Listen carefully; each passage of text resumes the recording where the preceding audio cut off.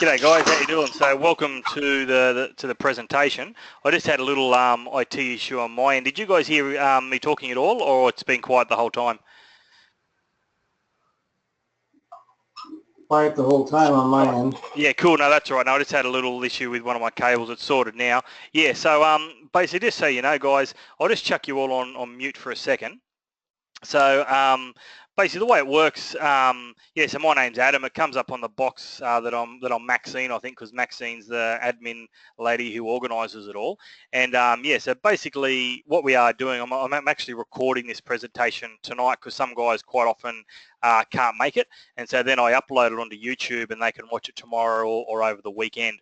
So yeah, so at the moment I've just got you on mute just because any sort of noise that comes through your background gets picked up on your microphone and then comes through to everybody. So just what I ask you to do is just put yourself on mute, but once you want to talk, just unmute yourself and just ask me questions. We can all talk to each other, and if you actually don't have a microphone, you can actually type it in the box down there.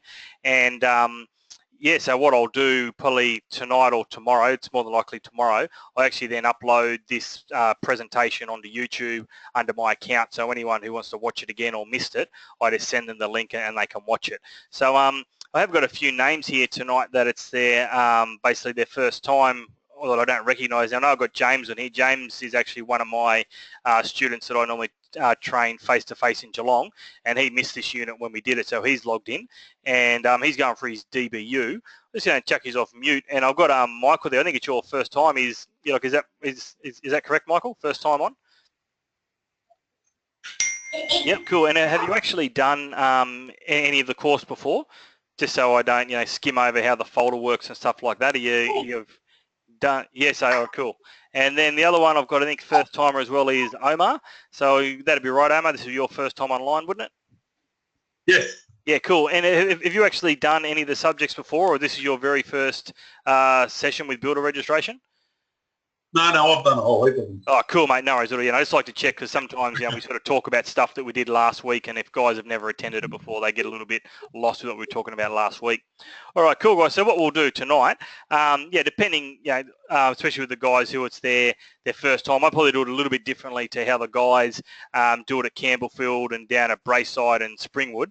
I might pretty much just really train like the module 4, and then hang around afterwards for any questions that you might have. Like I've got some stuff there from Subit, where Subit has done some plans and asked me to look over them. We just have a bit of sort of open mic at the end of it. But yeah, it's pretty much structured just to be this unit. So then guys who are waiting for their interview can actually log in and basically just do which unit they want. And that's why we try and structure it to this unit, whereas I think when you guys do it face-to-face, yeah, quite often it's a lot of, I suppose, blended different subjects that they teach on the night. So what we'll do, I'll basically teach the way that I normally teach it, and we'll mark some stuff in the books. So I do actually teach it as if it is your first time as well, because there are some guys who actually haven't done this unit before. So what we're going to be doing tonight is our module 4, and basically the way that I'll start it off will be just going through this PowerPoint presentation here, which is the Building Works Management. And what we'll do is, it's a bit of a PowerPoint, but it mirrors what's actually in your folder. And it's the one there where it talks about Module 4, Building Works Management. And your first question is, what duties does the OH&S Act 2004 impose upon builders? So as I run this presentation, basically there'll be some questions there, and I'll sort of step you through how we sort of find that answer. And if I think it's one that, from the feedback that we get from our clients going through the VBA, I'll say, hey, listen, that's something really important. We should know that. So let's put a tab in our book. Let's call it this, and let's highlight it. So we'll start off with doing that. That'll probably take us, half an hour, 40 minutes. And then after that, we'll then get on to the second part of Module 4, which is all about basically our permit process, I suppose. And I'll pull up the practice notes and talk about what a practice note is, a little bit about consumer affairs as well, about some documents that you've got to give to your client. And then we'll basically go through and, talk about the process of our Form 1 and our Form 2 and what we do for our Protection Works notices.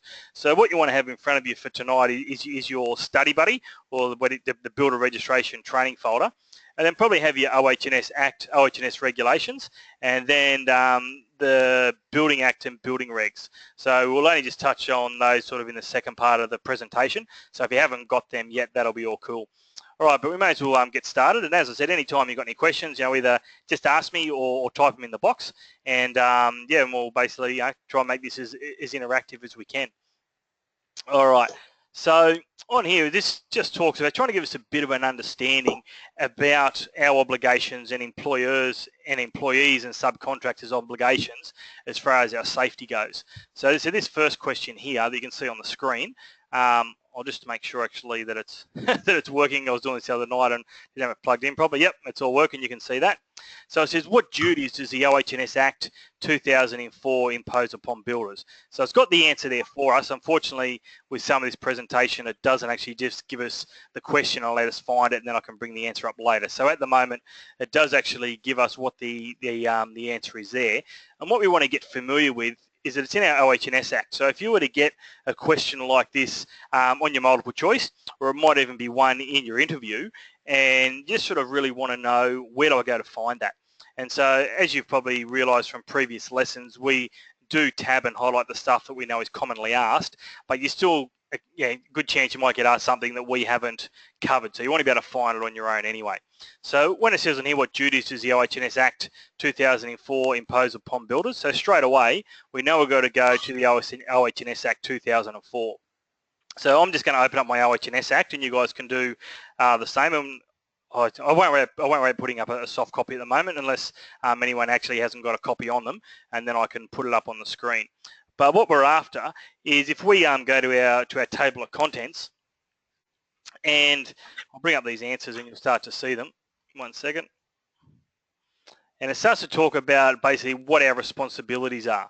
So if we look inside our OH&S Act, and we look inside the table of contents page, and as we scroll down basically onto the 2 I's in Roman numerals in our table of contents or table of provisions, you'll see there that under Division 2 on page 22, it says main duties of employers. So that's where we could go if we've got a question like that. So if we flick to page 22 inside our Building Act, what I might do, guys, I want to actually bring this up so I can actually read it and you guys can see it on the screen. So bear with me 1 second, and I'll just put that on the screen there. 1 second.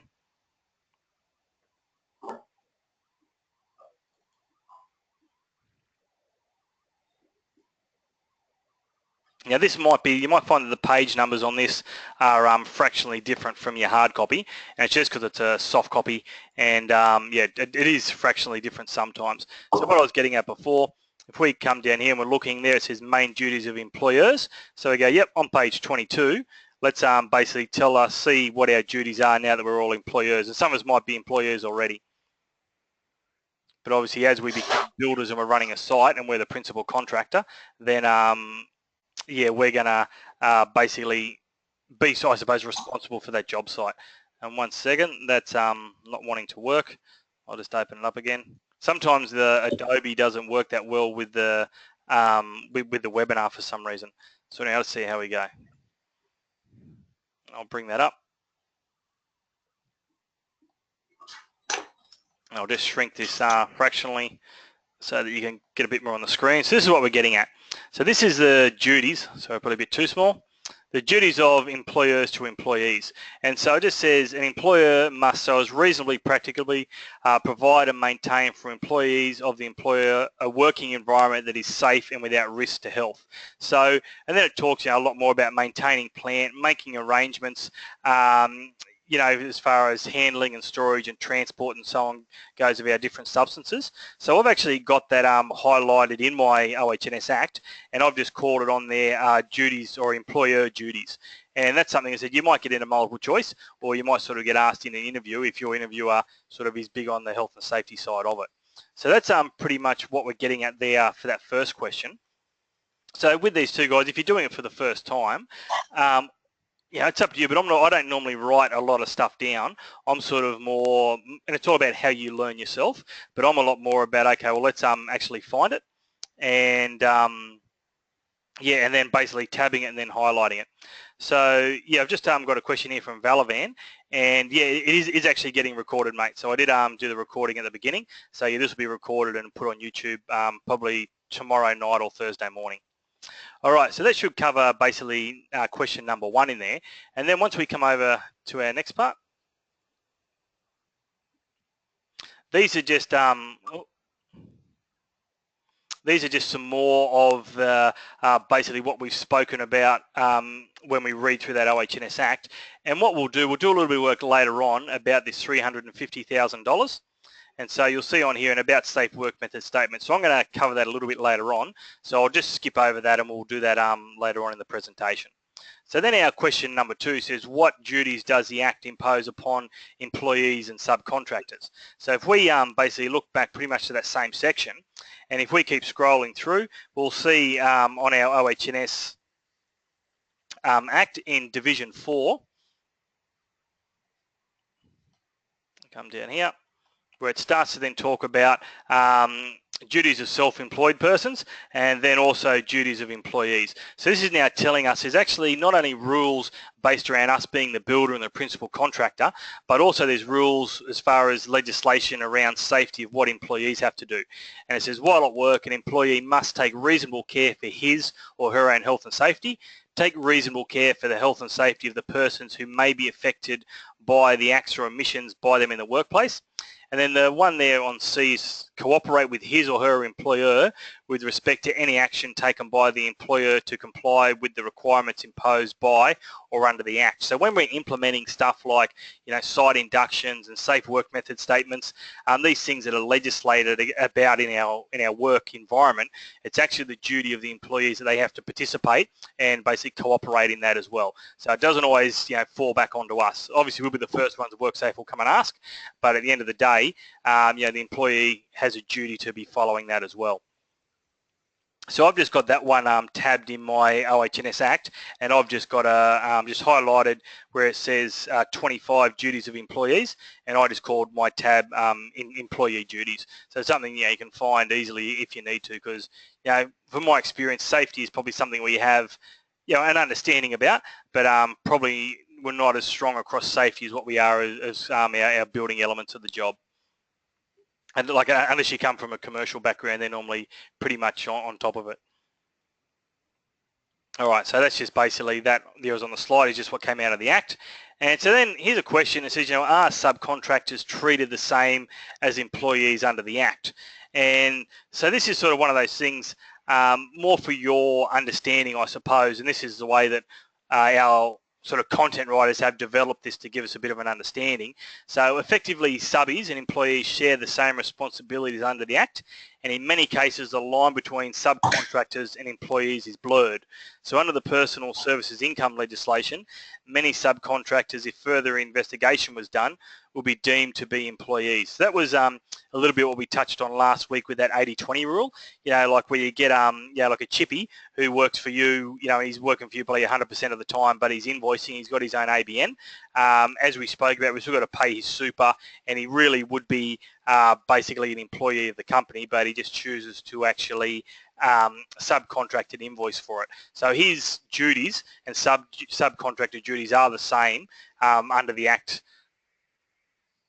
All right, so this is one probably that I think it's worthwhile knowing, because I'll be surprised, but from my experience, not many guys actually do this. So I'll have a read through it, because this might be something that you want to show competence in an interview. So the question, just as you can see, says explain a site induction process for employees and or subcontractors that you are required to undertake under the Act.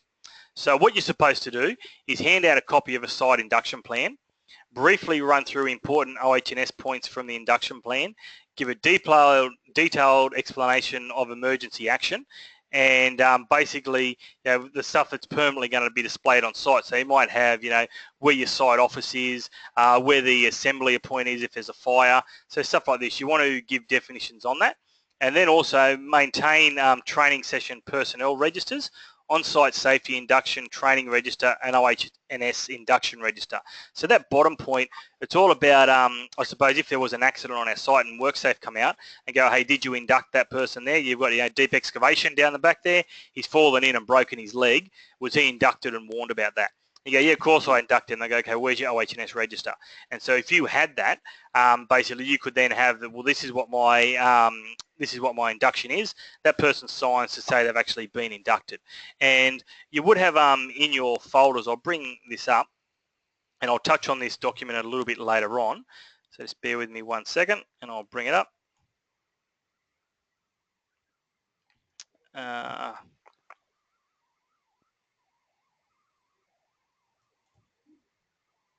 So this one here, you would probably have a copy of this in your folder, and if you don't, I can basically email it over to you. So this is from basically WorkSafe.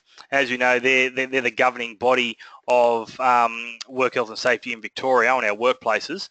So what we've got here, this is what they want us to do. So this is their, so I suppose their checklist. Go, is the site secure? So that talks about having a chain mesh fence or plywood hoarding at least 1.8 metres high, or 2.4 around demolition sites. Have you provided the right amenities for your workers? So this talks about, and I'd be surprised a lot of the time, this probably isn't done on residential. It says workers need clean and hygienic portable sheds or other suitably protected areas where they can change and store clothing, eat their meals and take shelter from bad weather. So when I'm on site, it's normally we're doing a renovation and we use the garage or something like that, and then somewhere obviously where we can wash our hands and go to the toilet for when we sit down and have our lunch. So that talks about your amenities. It talks also about the first aid and emergency systems that we're supposed to have in place, and that's obviously just talking about similar to what was on that PowerPoint I just spoke about. Talking about existing grounds and buildings, so we're looking for hazardous basically materials, and check for live wiring, check the condition of the roofs and the floors and the walls and so on. Is there anything structurally that we need to be aware of if we're doing a renovation? And then it talks about our signs and notices, but I'll come back to that one a little bit later on, and we'll basically go through the rest of that. But here's your induction program. So make sure all your workers have been properly informed. So what's on the screen, Valavan, that's actually, it should be in your folder, and it's just something off WorkSafe that they've put out that says this is what we should be doing as our pre-site checklist. So it should be in your folder under Module 4, and by all means, if you haven't got these things, guys, I'll just email everything at the end of the session, and if you've got it, just delete it, and if you haven't got it, well then just keep it in basically on your desktop somewhere. But yeah, so as far as the site induction goes, it says make sure all your workers have been properly informed of and fully understand your safety rules and site procedures, and keep a site induction record. So if you actually haven't got one, basically you can actually, I've got one just here, I'll email this over later today, and this is actually one from WorkSafe. So let me bring this over. All right, so that's it there. I'll make that fractionally bigger for you. So this is basically just a sample one from WorkSafe. And this is something that if you haven't got one, you could be using this to actually say, you know, have you established the competencies and qualifications of the person you're inducting? So someone comes on, you know, they're, I know someone who's a scaffolder and they need a license. Mate, can I see your actual scaffolding license before you start? Yes, you tick it off. Have you established the proof of the person's construction induction training? So that's their white card. Mate, can I see your white card? Yes, I've ticked it off. Have you ensured the person's been taken through relevant safe work method statements for the task to be performed? So we'll talk this a little bit later on about when we do high risk activities, how you have to do a safe work method statement. So that could go, yep, okay, he's not doing any of this high risk, so I can do that's not applicable. And this is just basically a checklist you can basically tick off. I said it's from WorkSafe, so it's all legit and you're meeting your requirements. And then basically you can get them then to put a date on it and sign off on it to say, yes, they have now been inducted. So if you haven't actually got basically a site induction, it's definitely something to start to get hold of. It might be something that if we're doing your application, that they might even actually make one for you in your application. I'm not too sure. But yeah, definitely be aware that this is something that you want to be doing. And probably from my experience, most guys aren't probably having this when they're on site. And I said, I'm not here to basically preach to you and tell you what's right or wrong, but it's one of those things that everything's fine until there's an accident, and then when WorkSafe come out, basically, and they want to see this evidence and you haven't got it, that's when you're in a world of hurt. So my theory is everything's fine until something goes wrong. All right, so that's a little bit about what we need to be doing for site inductions, and just be aware of that so that when you go for your interview, basically one of the guys that I trained went through about 2 weeks ago, and they just pretty much sat him down at the beginning and said, okay, mate, this was your job you've submitted. Basically, tell me about how you ran it from start to finish. And he started off by, saying how he got his temporary fencing done, got his toilets and his water and all the services connected.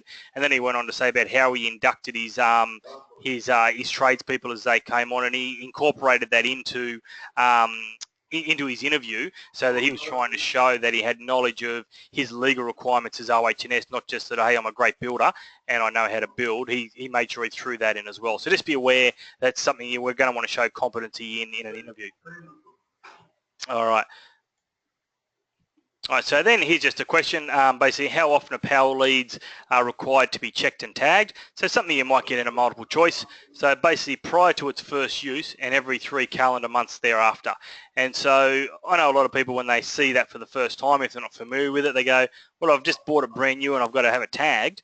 And the reason you've got to have it tagged is, one, unless you're going to carry the receipt around with you all the time to show that it's only 3 months old, but also it could be faulty when you buy it. I'm sure we've all bought stuff that's been faulty, we've had to take it back. So even when it's before we use it, we've got to have it tagged, and basically every 3 months after that. So yeah, make sure you remember that one, because that'll probably be in a multiple choice if you've got to go and sit it. All right, so when entering a building site, a person must have a construction induction card, so commonly referred to as a red or a white card, and it says discuss basically how valid that statement is. Now, just to give you a bit of background, if you're not sure, guys, the difference between a red and a white card, what happened, probably I'm guessing till maybe 5 or 6 years ago, maybe a little bit longer, every state had their own induction card. And so what would happen was, I know in Queensland it was called a blue card, and so you'd go over to the border to work in New South Wales with your blue card, and go, oh, sorry, mate, you haven't got a yellow card. You need to go and do your site induction. You need to go and do your one-day basically site safety course. And then when you go into Queensland, they go, oh, sorry, from Queensland then to Victoria, they go, mate, you actually need a red card. So what they actually did was invent the white card, and it can work anywhere in Australia with it. So some of you guys have probably got red cards and not a white card, not an issue if you're only working in Victoria. But yeah, so if you see white card, that's basically what it's about. So as far as it says, discuss how valid that statement is. Now this is something that I think is worded badly, and I think the answer, me personally, I think the answer for this is actually wrong. So this statement is correct. So it's saying when entering a building site, you must have a construction induction card. It says this statement is correct, as under the Act, it's illegal to enter a construction site unless the person entering has a card that confirms that the person has undertaken or passed the one-day construction induction course. Now, if you read, basically, and we'll pull this up shortly, if we read the OH&S regulations, it talks about if they're actually going to be working on the site. If you think about how often clients come on site, and especially if we're doing a renovation on their home, we don't expect, or they're not expected that everyone who actually lives in that house to go and get a white card because they're going to be walking onto the site. So I just want to show you where that is. And I don't think it's something that you're going to get asked in an interview, but I just like to tab it anyway because there is a bit of a misconception about when and when you don't need a white card. So when we look at I'll just bring up the OH&S regulations on my screen, and if you guys want to tab it, by all means you can. 1 second, I'll just bring it up. So it's in the regs, not in the Act. And I'll just make this. And if you're first time, guys, you see me fluffing around a little bit on the computer, it's just because I've actually got I have 2 screens going. So there's one that you guys obviously see, and then I have another screen where I see where you guys type questions in, and I've got all my folders open so I can get the material and drag it across. So if it takes a few seconds for me to sort it out, it's normally because I'm not that tech savvy, and I'm trying to basically work between the 2 computer screens. All right, so this is basically our table of provisions for our OH&S regulations. And when we scroll down, I'll show you where it's a section in here on basically on the white card.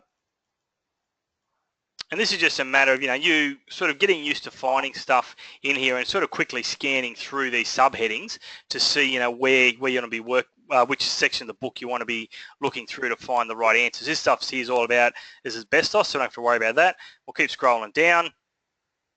And this one now we're talking about lead exposure, lead risks. Now we're talking about that. And so here we go here. What is construction work?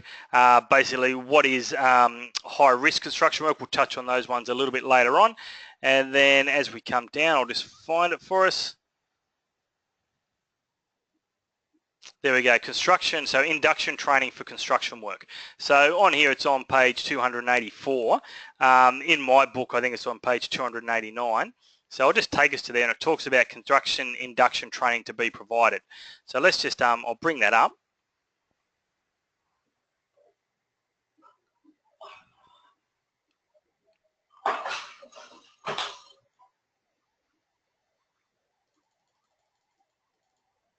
All right, so here it talks about construction induction to be provided. So it says an employer must ensure that construction induction training is provided in accordance with this regulation to a person who is employed to perform construction work. And who is neither registered or nor taken under these regulations to be registered to perform construction work, and then who has not performed construction work in the preceding 2 years. And then it talks about that it's got to be actually done by a training organisation. So you might decide, and what most volume builders do is, I never talk about volume builders because I've worked for them for a few years, is that's quite often, and it might be your rule, hey listen, you can only go on site, you don't have a white card, you can only go on there if I go with you, and you've got to be supervised the whole time while we walk through and check to make sure if you're happy for your progress payment. So still give them the site induction, where this is the owner I'm talking about. So if the owner comes out, I'd be giving them the site induction, getting the sign in so they know of the risks of where they can and they can't walk, and then basically supervise them and be with them the whole time, because they're really just going to be doing a walkthrough and checking basically the progress of their job. So it's not something you'd be basically asked in an interview, but I just find there's a lot of confusion around how that whole white card system works. And just to be in a little bit more detail with it, the way a white card works, if you've actually got someone who you've got like an apprentice or like a work experienced kid coming out, what basically happens is they can go and do the basically the white card at a training organisation who's registered to deliver it. And what happens is that training organisation does it over, it's got to be a minimum of 6 hours these days. They basically assess them, make them, once they are competent, they then send the results to WorkSafe, and WorkSafe actually then print out their white card. So I don't know what it is they're given, but they're given basically something so they can do like basically the training one day, and then basically as soon as they're competent they can go out on the site, because quite often it takes WorkSafe 2 weeks to basically get their card printed and basically send it out to them. So there is some sort of paperwork sort of registration they get that proves that they've actually passed, and that can basically be used in the short term until they actually receive basically their white card.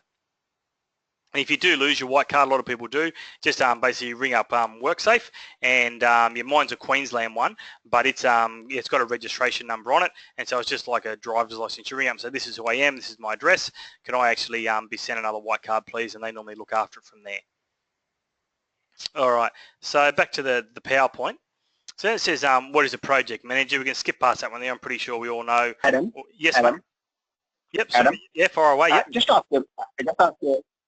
Yeah, you mentioned about the site renovation and people who live there, and for the workers, of course, we need the white card. What about the visitors? If they are having a visitor or anything, and how do we handle that? If they're having you mean if the person in the house is having a visitor over to their house? That's right. Yeah. Yeah. Normally, in the past when I've done it, we've pretty much sort of had like what's we're looking for, like separated what is the construction part and then what is can still be actually accessed by them. So we used to put our site fencing up where we would basically have all our materials and everything stored away so they couldn't get there. And then as far as the part of the house we were working on, we would somehow sort of make a barrier so they couldn't enter that. So basically it sort of separated what was the building site and then what was basically like still the residential part. And depending on how big the renovation got, quite often when I was in Queensland, we used to do these huge renovations that take 9 months, and so quite often the owner would be there for maybe the first 3 months, and we would sort of barricade it all off so they could still live there and still be safe. But then once it got to a certain part where it was not safe for them to be anymore, they would then move out for basically sort of the remainder of the 3 or 4 or 5 months until we're actually finished. So as long as you separate it, so you're not actually separating, I suppose, what is the construction type to where they're living, there's not an issue with that, because we do it all. If someone has a bathroom renovation, it's just normal that while you're doing the bathroom renovation, they'll probably use the ensuite. So yeah, that's why you just would have, maybe in the garage you might store your tools and your materials, and then across that bathroom, maybe put even just a lock on there, change the lock to a keyed lock. So then you lock it, and then that way they can't go in and out and basically be accessing that and hurting themselves. That's how I would do it. Yeah, but it's not really going to be basically site specific, but just try and separate it basically and make a good job of the barricades that that you're going to put up. All right, cool. Okay. So 1 second, I'm just when I was talking here, they actually closed the question box in case someone was typing. No, that's all cool. Well, obviously just listening. All right, so yeah, we won't have to worry about too much about the project manager. It's obviously someone who project manages their jobs. And this one here talks about what the design objectives are, and so I don't think we need to worry too much about that side of it. These answers are basically in your folders anyway, so I don't think I need to sort of sit there and read those through to you. They're pretty self-explanatory. And most of us these days, if we're going for our license, whether it be DBM or DBU, or a carpentry license or kitchen and bathroom, we are project managers anyway, because we wouldn't be applying for that license if we didn't think we could basically project manage them. So this one here is just really a bit of a, I suppose, I shouldn't say common sense, because everyone's version of common sense is different, but really I suppose based on your industry experience. So what factors would need to be considered prior to establishing a construction schedule for a new home or a renovation? So that might be something you get asked in an interview. They'll say, yep, okay, well, I've seen this job that you've got here in front of you, and so tell me how you actually scheduled that. And they'll want you to be able to talk through it. So some things that you want to basically talk about is what I sort of spoke earlier on about, is talk about basically the beginning and the preliminaries of that job. So let's talk about, okay, I need the temporary fencing, I need site signs to be compliant with my OH&S, and we'll talk about coming up what needs to be on those signs, and talk about our power poles, our site toilets, displaying our signs, PPE, stuff like that. And also, might be talking about, the protection of the crossovers and things like that. So when we're talking about our site set up in our interview, don't just go straight to the plans and this is what I did. Start to show that that knowledge and that experience about what you do to organise a job from basically the very beginning, from when you get those plans and you start quoting. So how would you draw up a construction schedule? Now, if we're doing your application, we would have one of these in there for you. And these are just some different programs, guys, that you can use. There's some in there called Microsoft Project. There's the project calendars. And probably the one, I'll bring one up here that I've got. I'll just bring it over from my other screen, so bear with me a second. Is what's commonly known as a Gantt chart. So this is something that can easily be made up just on Excel. And I know from my experience, residential guys, we just got a habit of having everything in our head and in our diary. But I did speak a little bit about it, not last week, but the week before. And I actually think these are really good tools because I know they take a little bit of time to actually do them. But then you can sort of make it a little bit bigger. Don't worry too much about the time frames I've put on here. But basically, it's got everything from start to finish.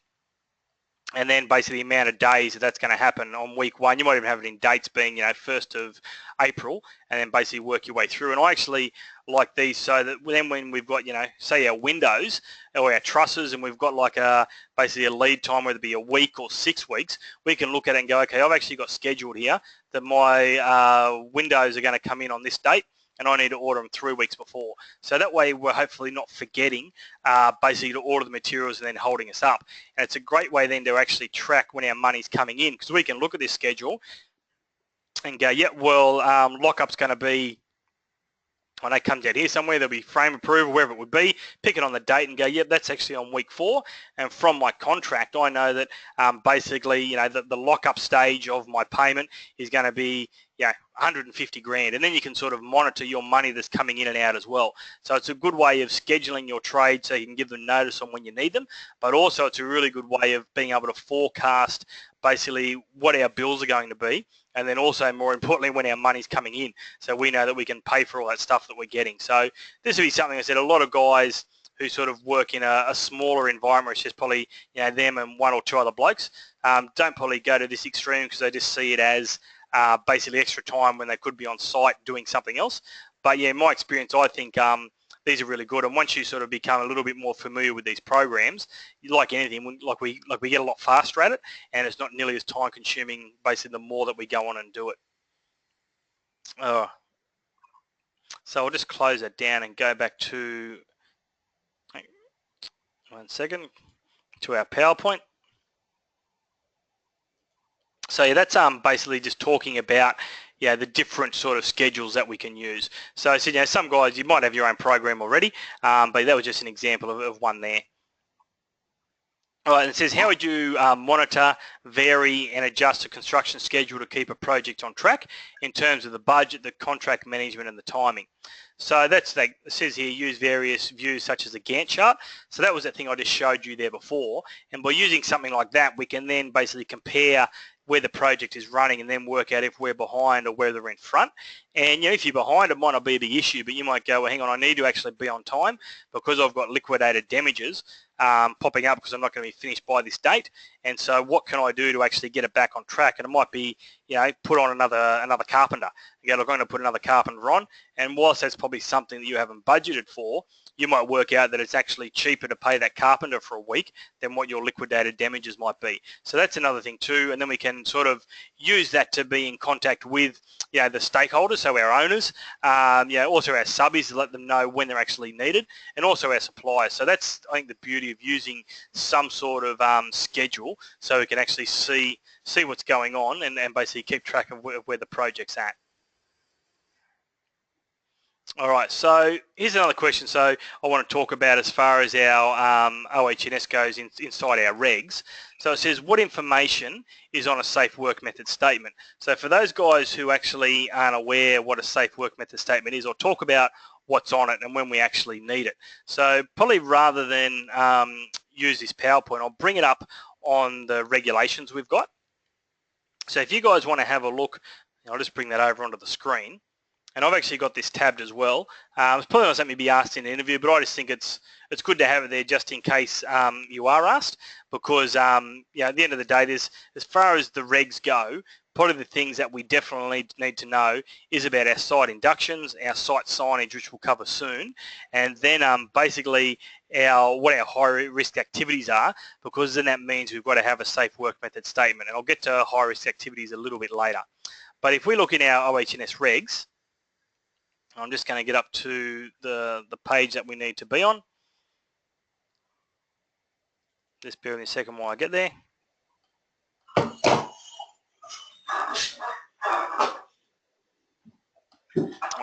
So it talks to us about what is a safe work method statement. So if you're not sure what a safe work method statement is, guys, it's basically a document that identifies that high risk, basically what we're doing is actually high risk construction work.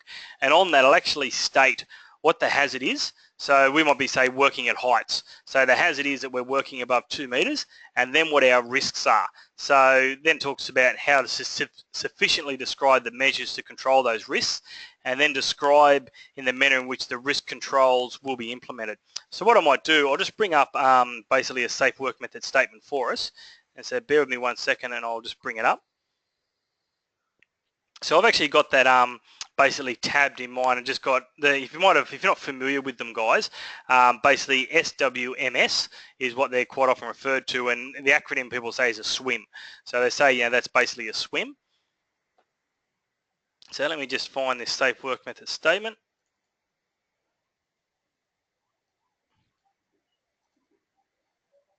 And I'll bring this over. It's just loading up.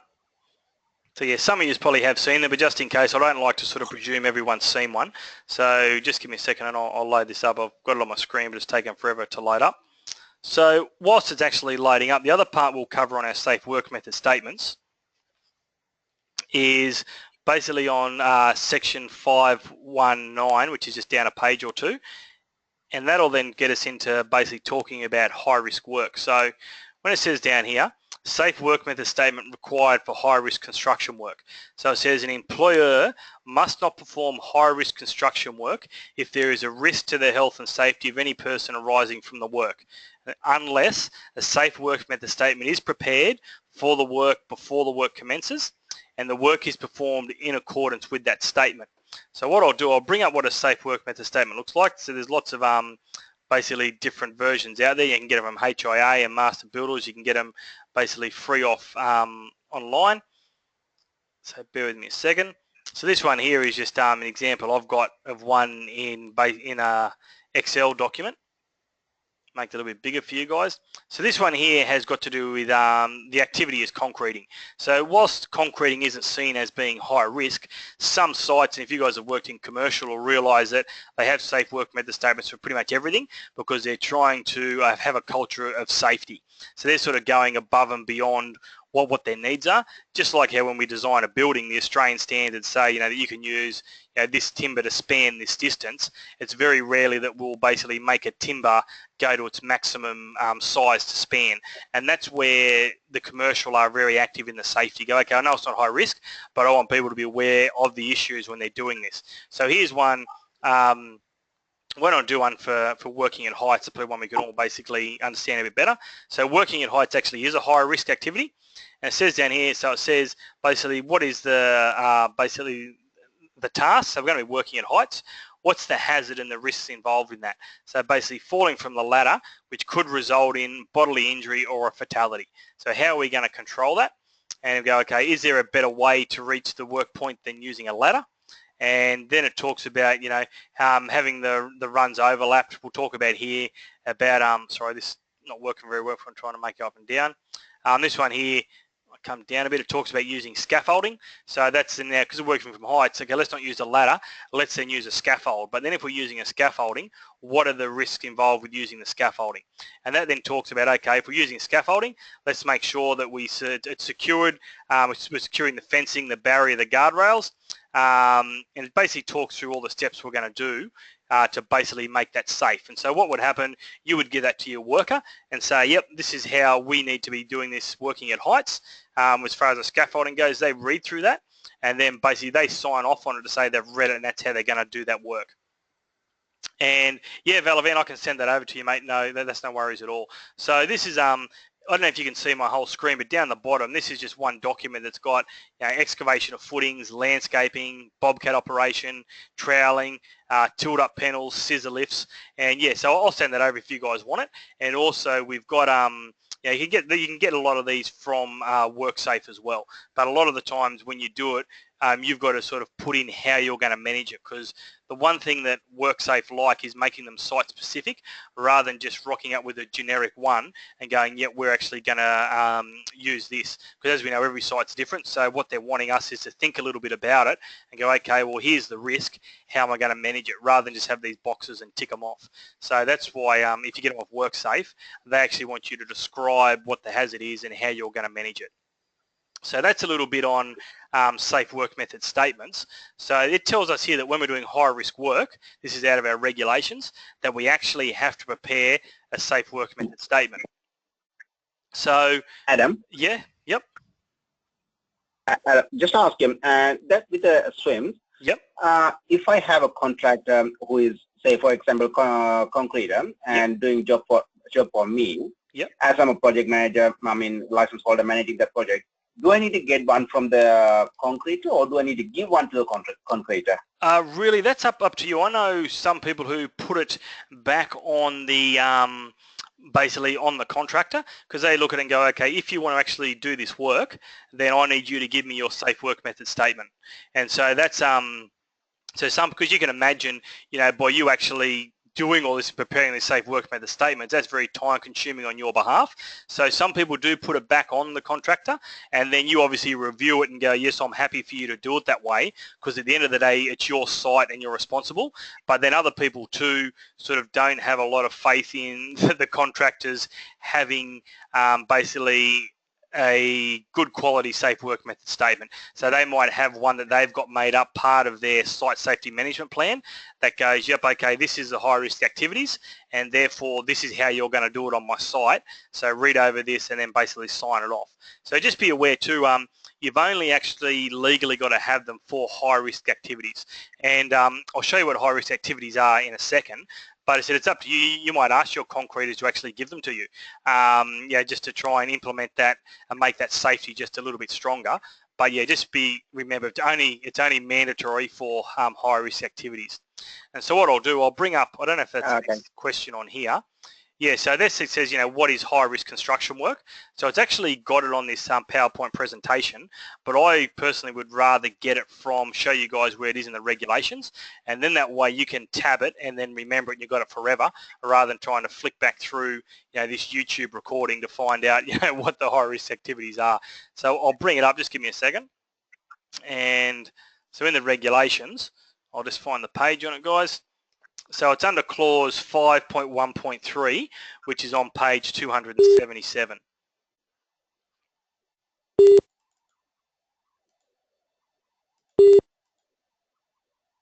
Oh.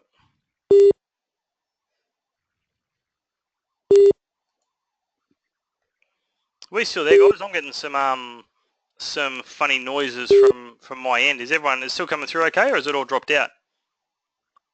I hear you, but I hear the beeping too. Yeah, you got a beep. Oh, yeah. No, it looks like it's stopped out. I thought, shit, somehow we've been disconnected and I'm just talking to nobody. Yeah, still good. All right, cool. Yeah, so back to where we were.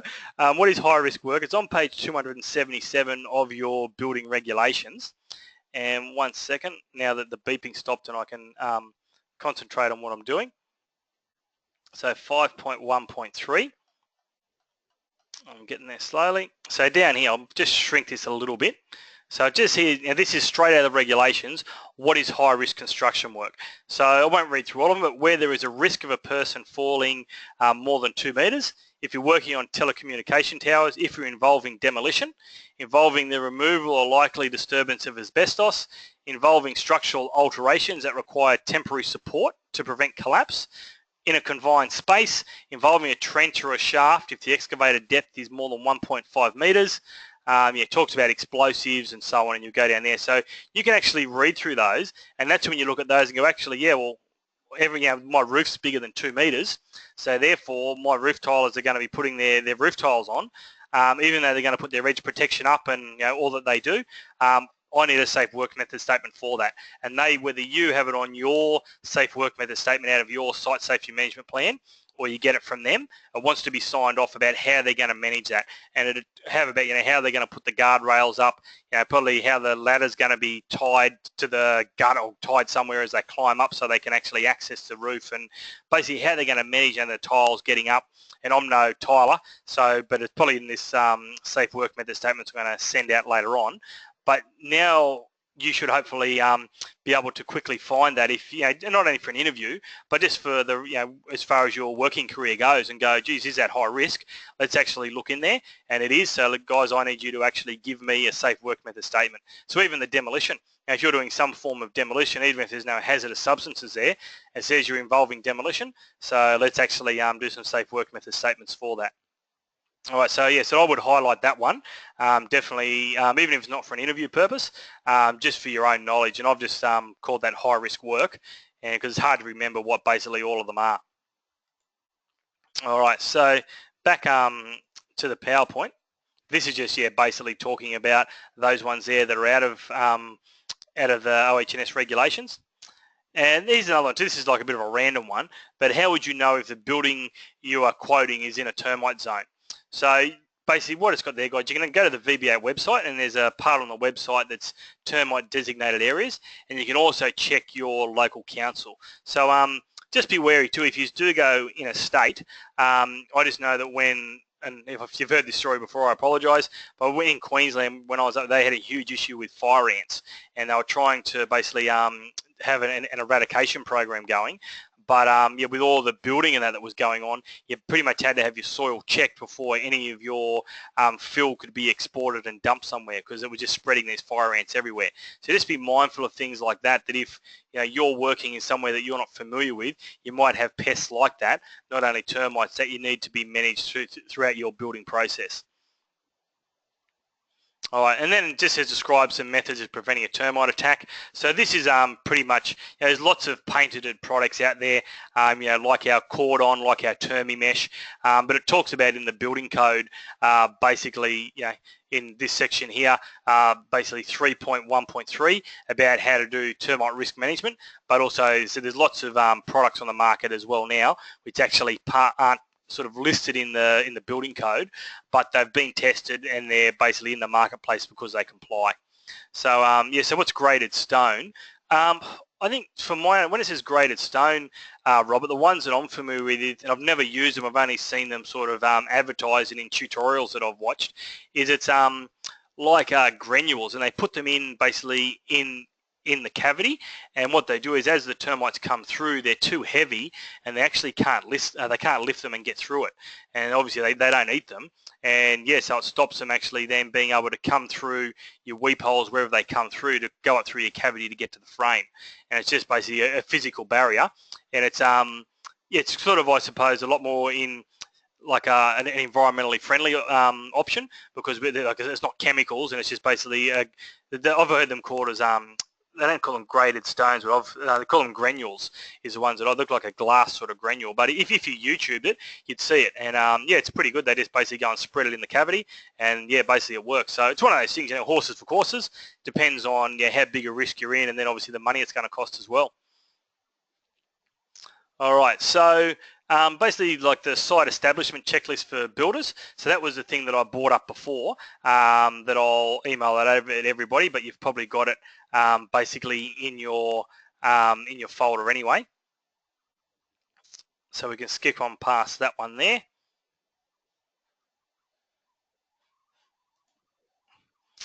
And this is what I was talking about before. So as far as with our, like the right amenities, I spoke about it before, having toilets, having water, someone they can wash their hands and have their lunch when it's bad weather. So another one too about your first aid. So we might actually read through this part. So it's going to be in the handout that I'll send over. But you need to have a sufficient number of qualified first aiders for the size of your job. So always have a first aider on site whenever work is occurring. So keep a well-maintained first aid kit in a suitable location, and place a prominent notice near your telephone, which lists all the necessary emergency phone numbers, including ambulance, police, fire service, doctors, poisons information centre. So obviously that's probably a bit old school with your telephone because everyone now actually has mobile phones. But you guys have probably seen now when we put our signage out the front, we've quite often got that information on our sign that says this is the closest hospital, this is who the site safety representative is and who the first aider is and stuff like that. So, but as far as your first aid, guys, if you're not, basically, if you haven't got a first aid certificate, my advice would be to you guys, just go and do it. It's normally like a one-day course. Basically, normally they'll send you some content to do, which you do sort of at home online, and then you turn up, you know, on the Saturday or whatever day it is, and you do basically like the practical on how to, you know, basically manage snake bites and spider bites and how to give CPR, and if someone has an asthma attack and stuff like that. And I just think it's worthwhile if someone does have an accident that someone there knows what's going on, but it's also, you know, part of your responsibilities to make sure you've got a first aider on site, and obviously at least you know you're current then, because from memory I think you've got to do the practical element every 2 years I think to stay current, but they'll let you know when you get your certificate. That'd be something I'd be doing. It'd be money well spent. All right, we spoke about that one. That's all right. So this is basically another question on here which we might not be aware of, and this is off that I'll bring it up again if you're just wondering where this information is coming from. And this is off this site establishment checklist, the one from WorkSafe. So what I might do, I might read through this rather than the PowerPoint, and then you guys, if you want to highlight it, you can actually can. So this talks about now our signage that we've actually got to have, and it says if a construction project is valued at $250,000 or more, Regulation 5115 of the OH&S regulations requires a principal contractor at the building site to display a sign at the site with their name, contact telephone numbers. The sign must be clearly visible from the outside of the site, and the requirement does not apply if the principal contractor's name and contact telephone numbers are already displayed at the site in accordance with regulation basically 317. And we'll cover that one soon. It talks about, you know, site safety management plans and so on. But just be aware, if you're doing something that's 250 grand, we need to have a sign out the front that basically, and if you read the regulations under 5115, it would actually tell us what had to be on that sign. So what I've actually got that tabbed in my book, guys, and if you go to page 285 of your OH&S regulations, I'll just bring that up so we can see it.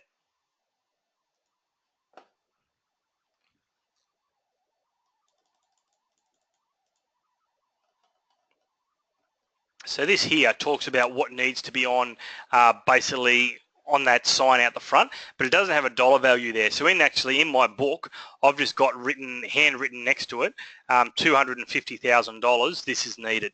And I've just basically got a tab basically on the side of my book that says OH&S signage so I can find it.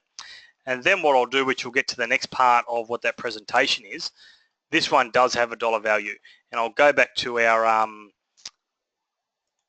WorkSafe document, and just let me find it. So this one here, so minimum safety requirements. So principal contractors have to prepare a health and safety coordination plan for construction projects costing $350,000 or more. And so that might be something you might get asked in an interview, and so that one is actually in our regulations. So I'll bring the regulations back up and I'll show you where that is. And I've got the old version here, guys. So if you've got the new version in the book, that's why I don't like using this PDF, because it's an older version. But if you looked in your hard copy of your book in front of you, that should say $350,000. So that's been amended when they've done the new print. So I've actually highlighted in that as basically knowing that, basically when I come back to this document, got too many bloody things open, that we need to have a health and safety coordination plan. And then as you read through, we're not going to read through it all because it'll be here forever, but the next sort of couple of, I suppose, little chapters of our OH&S regulations, it then talks about a health and safety coordination plan and talks about, what needs to be involved in it, how it needs to be maintained and kept on site and so on. So just be aware, at $350,000 basically is when we need that that health and safety coordination plan. All right, so I'll close that one down. I think that might be, we've spoken there about, well, those ones there is good. So we spoke about the site induction program, so we can move on past that one there. And so also it says, have your workers elected a health and safety representative. So yeah, it depends on the size of your workforce. Again, if it's just you and an apprentice, then you're probably just gonna basically elect yourself as that OH&S representative. But on a larger site, it does say in our regulations in our act that we have to consult with our workers, and that's about how we're managing our safety and get their input into it as well. And so if you've got a large enough work site, you might actually get one of the guys who's keen on his OH&S, and he might act as the rep on behalf of the other workers there. All right, and yeah, we've spoken about that one there. I just basically showed you that out of that OH&S handout, so no need to go over that. And so a little bit extra here, employers, so in addition to general duties under the OH&S Act, duties under the OH&S regulations relating to specific hazards and other OH&S issues affecting all workplaces, employers will have the following duties relating to construction work. And that was talking about eliminating those risks like we showed on the safe work method statements. And if we can't eliminate it, then we try and substitute it with something safer. And to put that into perspective, it might be you're using a tool and go, yep, okay, well, we won't use a drop saw because it's too dangerous, we'll use a handsaw. It was like, well, not likely I'll be here all week, so I'm not going to substitute it. So then our next control measures would be isolating it and go, okay, well, this drop saw has got the potential to, cause a lot of dust, a lot of noise. So let's actually isolate that from everybody else, and we'll put it, out on the deck so it's not inside. And the only person who's exposed to that then is the person who's using it. And then there's engineering controls, which is stuff we can actually put on that drop saw, like like a guard that covers the blades. Might have like the dust extraction bag on it. Might have some clamps on it, so we'd have to hold it with our hands and stuff like that. And that's all contributing to the safety. And that's basically what our engineering controls are. And we've gone past those ones there. And that's pretty much the end of that presentation. So I don't think there's anything there that was probably, it might have been new to some of you guys about the high risk activities, but I think it was probably pretty easy to actually understand. And what I'll do now, I just want to bring up a couple of other little things. We might start the next presentation, then have a break and then come back, because I just don't want to leave it all so it's so late. So by the time we finish it. So a couple of things, you guys will probably have some copies of these in your folder. And the first thing I want to bring up is actually a practice note. So just give me a second. I'll bring this up and show you guys what a practice note is. So in your folder, you would have basically a section in your folder towards the back that says practice notes. And what a practice note is something that's issued by the VBA to try and give a bit of clarity and sort of in layman's terms about so not so much issues, but stuff with like within the building industry. And so here's a prime example of one is, when do we need a building permit? And so it's not always going to be directed specifically at the builder, it's out there for consumers as well. So they're normally really good documents. It's in layman's terms, we can read it and we can understand it. So because we're now going to go on to the process of our building permits, I just want to talk through this first to get a bit of an understanding of when do we actually need a building permit, because we don't want to be getting the surveyor and doing all this stuff and then go, hey, I actually didn't need that, and that was a waste of time and money or whatever it would be, and to try and give you a bit of an understanding of when you actually need to have a permit. So these can be found on the VBA website. You can just search practice notes. But it said this one should be in your section 4 of your folder, and then we've put a lot of other ones which we think are good general knowledge for you guys across the different license classes you're going for to actually be able to read up on. So we'll just read a little bit of it. You guys will probably have some understanding of a building permit, but I'll read sort of the first little parts of it. So a building permit is required for most building work. However, some building work is of such a minor nature that the protections and advantages that a building permit can provide are not necessary or will not be achieved. So in these cases, Schedule 8 of the Building Regulations 2006 exempts owners from having to obtain a building or occupancy permit. And then it talks about the background of the Building Act and so on, and then the exemptions of when we actually don't have to basically put actually get a permit. So I'm not going to read through them all. The thing that I find, which is probably, it's broken up into pergolas and talks about alterations and demolition of freestanding basically buildings such as sheds and carports. So if it's not part of masonry, isn't bigger than 40 square metres floor area. It's not going to affect the public or the occupiers, and it's not connected to a heritage building, then you don't need a permit to demolish that. And probably the easiest way, I think, to find stuff, there's a table down the bottom here. It pretty much tells you straight away. So additions to a dwelling or any other building, yes, you need one. And that's when, if you need a bit more clarification, you go to note number 3. So then it talks about alterations, structural alterations to a dwelling or any other building. Yes, section 3. So then remodeling of a bathroom or a kitchen, replacement of internal wall and wall linings and replacement of external cladding. That does not include structural alterations. No, you don't need one. But read over practice note 6. So this here is a quick reference guide to actually find it. And one that I found really surprising, to be honest with you, was with the decks.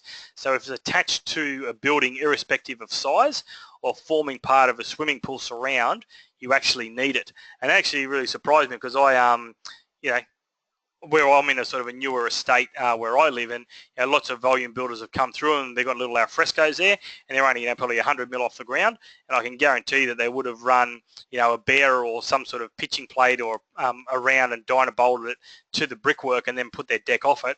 I can guarantee you that none of them would have got permits after they moved in. So so you need a permit if it's going to be attached to the building, no matter how big it's going to be. So talks about fences. So that's something I suppose for your knowledge to read over. And if you haven't got that, just to be on the safe side, I'll email that when I email this other stuff over later tonight as well. And then the other thing I want to bring up, close current tab, is this is basically consumer affairs. And so a lot of you might not have actually seen this document, depending on, I suppose, how long ago you started the course. And it's probably something I would think that actually probably isn't done that much in our industry, to be honest with you, because us as tradespeople don't really go to consumer affairs to look at stuff. We probably go to Master Builders, HIA, and maybe WorkSafe. But this here, I'll just read through it, and just so you know then of your obligations. So this is basically from Consumer Affairs. So mandatory contract information statement for consumers. Your builder must give you a copy of this guide before you sign a major domestic building contract. So a major domestic building contract is required for most building projects to build, renovate or extend a home, such as a house or unit where the cost of the work is over $5,000. And then it talks about, reading this guide will give them an understanding and so on. But just be aware, it says the builder must give them a copy of that before we actually basically sign a contract with them. And then the other part that I like to make sure that we understand, I talked here about, giving them, I suppose, knowledge of what domestic builders insurance is and how it covers them for up to 6 years. And, if the builder dies or becomes insolvent and so on. And the other part too, which has changed sort of in the last 6 to 8 months, I think this came out in September last year, but basically the appointing of a building surveyor. So just be wary of this. So basically some building projects require a building permit. A building permit is a written approval from a building surveyor that your plans and specifications comply with the regulations. If your building work requires a permit, you must engage a building surveyor before you apply for the permit. So that's you as in the consumer. So what's happened now is actually the consumer has to actually contact the building surveyor. So previously we probably had a working relationship with our surveyor, and we would just have a job and say, yeah, mate, I've got this new job going on down at, I don't know, Smith Street. Can you sign up and be the surveyor for it? Here's the plans, organise the permits and so on. Well, that's now changed. They have to actually engage that surveyor. So there's nothing wrong with us recommending and saying, yep, you actually have to contact a surveyor. This is the one that I use. I found him really reliable. I've got a good working relationship with him, blah, blah, blah. And you can recommend that this is one that we choose, but they've actually got to actually basically do that engaging and basically organise that themselves. And it says you can only engage one building surveyor, but you may choose either a private building surveyor or basically the council ones, and your builder may recommend a building surveyor but cannot appoint a private building surveyor for you. So just be wary of that. If you guys weren't aware that had been changed, that I'll send this over and you guys can have basically a read over it. But that's probably one of the main things you want to understand, is because this stuff over here talks about cost plus contracts and stuff which we've already covered. And so this is more about empowering the consumer but as I said, you guys might not be aware of that part there. So you just make sure that you are aware of that part. And that just, it talks about the role of the builder, the role of the building surveyor, and it's really just giving the consumer a bit of knowledge because, they might never have built a house before and they don't really understand how it works. All right, so I'll close that one down. I'll email that over later tonight. And what I might do, I might just start on the beginning of this PowerPoint, and then from there we'll have a break in about 10 minutes time. So 1 second. All right, so what we're going to go into now, guys, is actually the building permit application process. So depending on, I suppose, your role at the moment, some of us may never have actually had to actually basically organise a permit. If we've done maybe something as an owner builder, we might have, but yeah, probably at this point, probably not our strong point, because obviously we're not registered, so we're not out there doing these projects that need permits attached to them. So in saying that, though, the VBA still wants you to be competent in the process and know how it works. That's what this subject's all about.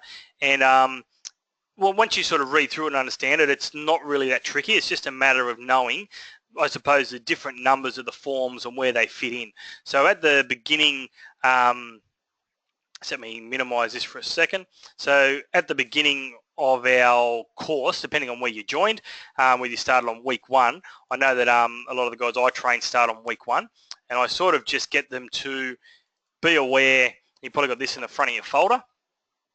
So this is a document of stuff that you should sort of hopefully know off the top of your head by the time you go in for your testing or your interview. And that's about what the hierarchy of control is, basically how the Building Act is at the top, then our building regulations, then our building code, then our Australian standards, and these other parts. But this is the part that I'm talking about at the moment.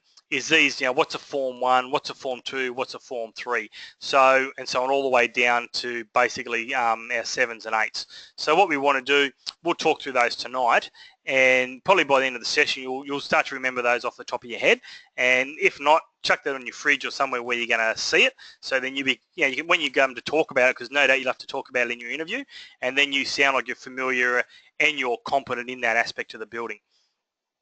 All right, so I'll just turn this into a PowerPoint for us. So what I'll do, that one there, you've actually got this document here. It's a bit small. I've got that in a PDF, so I'll put that on the screen rather than basically the PowerPoint. It's a bit hard to see in the PowerPoint.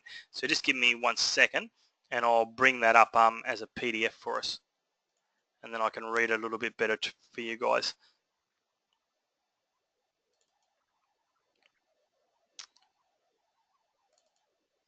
All right, so this is basically how the flowchart works of when we're organising our building permit. I'll just make that fractionally bigger, I think. So some of these, I think, sort of double up, so don't be too concerned when you see these two sort of sound the same and go, did we cover that there? It's about the process, how it works. So basically when the applicant is applying for the permit, it says here that we must specify the contract price for the building work or include sufficient information to enable, so basically the RBS, the building surveyor, to estimate the cost of the building work. So there's a couple of reasons they actually want to know that, to know, okay, well, is there actually going to have to be homeowner's warranty insurance attached to it? And also then for our permit levy as well. We'll talk about the permit levy a little bit later on. It's basically a levy we pay for the permit process, and it goes on the cost of the job. So we need to actually specify what the price is. And I know when I built my house here, I actually did all the site works and then handed over, because I was working for Simmons Homes at the time, and I got them to do basically the building. But when it came to the site works, I needed to actually basically put some retaining walls in. And yeah, the first thing when I organised, the guy said to me, how much is it worth? And I said to him, like, it's only going to be worth about $9,000. And he said, yep, okay, send me over the plans, because he actually then wanted to do his own estimate to see whether that could be done for $9,000 or whether I was just pulling the wool over his eyes to try and get out of, paying less of my permit levies. So once we give him basically a price for the work, what he's then going to do is he's then going to estimate the cost of that work and go, yep, okay, Adam, I've seen your retaining walls, that you've got the plans for a $9,000, sounds about right. So when he actually does his estimation, that's when he comes over to this part here.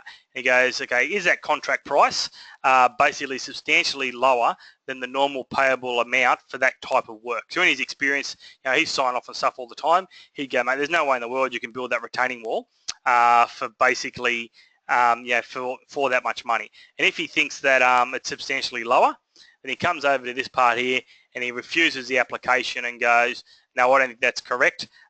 Basically redo your sums and basically come back to me. So if he thinks that it basically works, it says, is there sufficient information to estimate the cost of the building work? Well, that sort of ties in with this point here. So that's sort of just covering off, I'd ignore that one because we sort of spoke about it back here. So then it says, is there a statement about the cost of the building work that is false or misleading in a particular, in a material, like something to do with the materials or something particular that basically we might be trying to, I suppose, pull a wool over his eyes. So he might look at it and go, well, hang on, mate, actually, Adam, you've just told me this retaining wall is only 800 mil high, and I've actually seen the contours, and the contours are 2 meters. You're just trying to say it's 800 mil high, so you don't have to get engineering done on it, or something like that. So he's going to look at it and go, okay, is there something fishy about this here that's misleading? And if it is, he's going to say, okay, we'll come over here again. He's going to refuse it and ask for more information.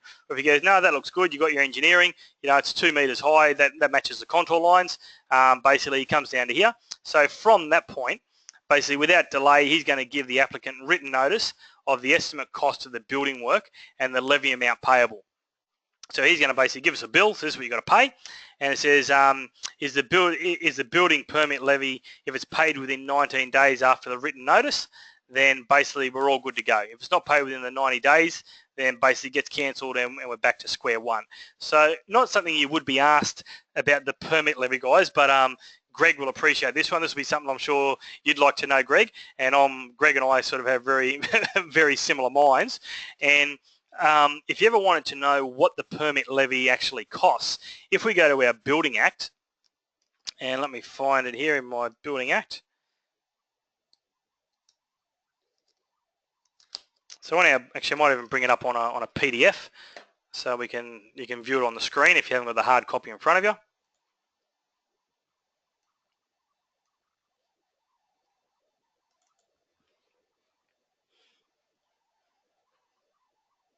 So on the Building Act, it actually tells us how we work out how much the levy is going to be. So if you've got your hard copy there, guys, it's on page 177. I said it won't be something you'll be asked in an interview, but I just, students have asked me in the past, well, how do I work out the permit levy? So I actually pulled out my book and found out where it was. And so let me just find it's on 20, I'm getting there.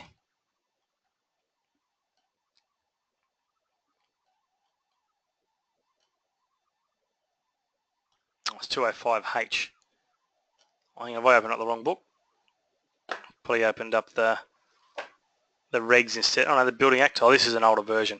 I'll bring that up, guys, anyway, and we'll find it a little bit later on. Basically, what I'll read it to you, it's on 205G, and it says it's in subdivision 4. I'm just wondering why I can't find it. Anyway, I'll find that during the break and we'll bring it up. But if you've got your hard copy there, it says a building permit levy must be paid in the amount of 0.064 cents in every dollar of the cost of the building work for which a building permit is sought. So that's how they actually work out how much we need to pay on our permit levy.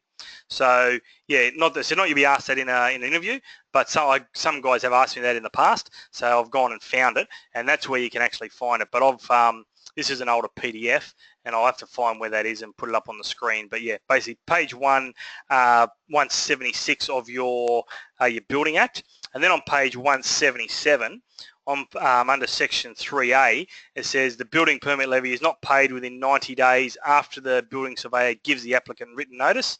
That's when it starts to then talk about how it can basically be withdrawn and all these other things on there as well. So I don't know if you want to highlight that or tab it. It's probably not a huge part of what you'll be asked in your interview and in your multiple choice, but yeah, it's there if you want to mark it up, and I've just called my tab basically permit levy, and that way you can find anything you need to know in that section.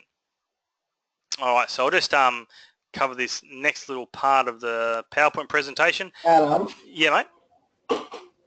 as you mentioned, I do like that sort of stuff. It's actually 201. Okay, 201 is it? Yeah, I must have 201 section 1 in the book I have. I mean, whether that's Okay. changed. Well, let's have a look. Yeah, because my PDF, that's why I don't like using the PDF sometimes to train off, because they are different to some of the books that we've got.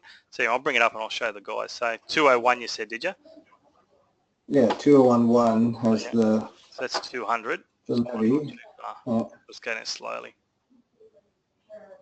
Yeah. Just page 172 for the book itself. At least my version. There we go. 201, yes, that's what it talks about there. So that's basically, yeah, it does look a little bit different to how it might be on your hard copy, guys. Thanks for that, Greg. But yeah, it's got it there. So that basically tells us how much it's going to cost. So it's not something you'd be asked, but yeah, I like to know those sort of things. Suppose it happens when you're a trainer, you become nerdy and like to find out why is that the answer. And yeah, that's where it is. So building permit levy. All right, so back to this PowerPoint. So that there, guys, was just showing you how they work it out. There's a calculator you can use, but I just found it in the Act for us. And then, so this is the last thing that I'll cover basically before we have our break. And I'll just put this back into PowerPoint mode. So this is actually our building permit process. So once we've worked out with the dollar value and everything else, so the relevant building surveyor, he accepts and decides on the application for the building permit. So the application is actually the Form 1. So that the Form 1 actually isn't the building permit itself. So the process is we apply for a building permit on the Form 1.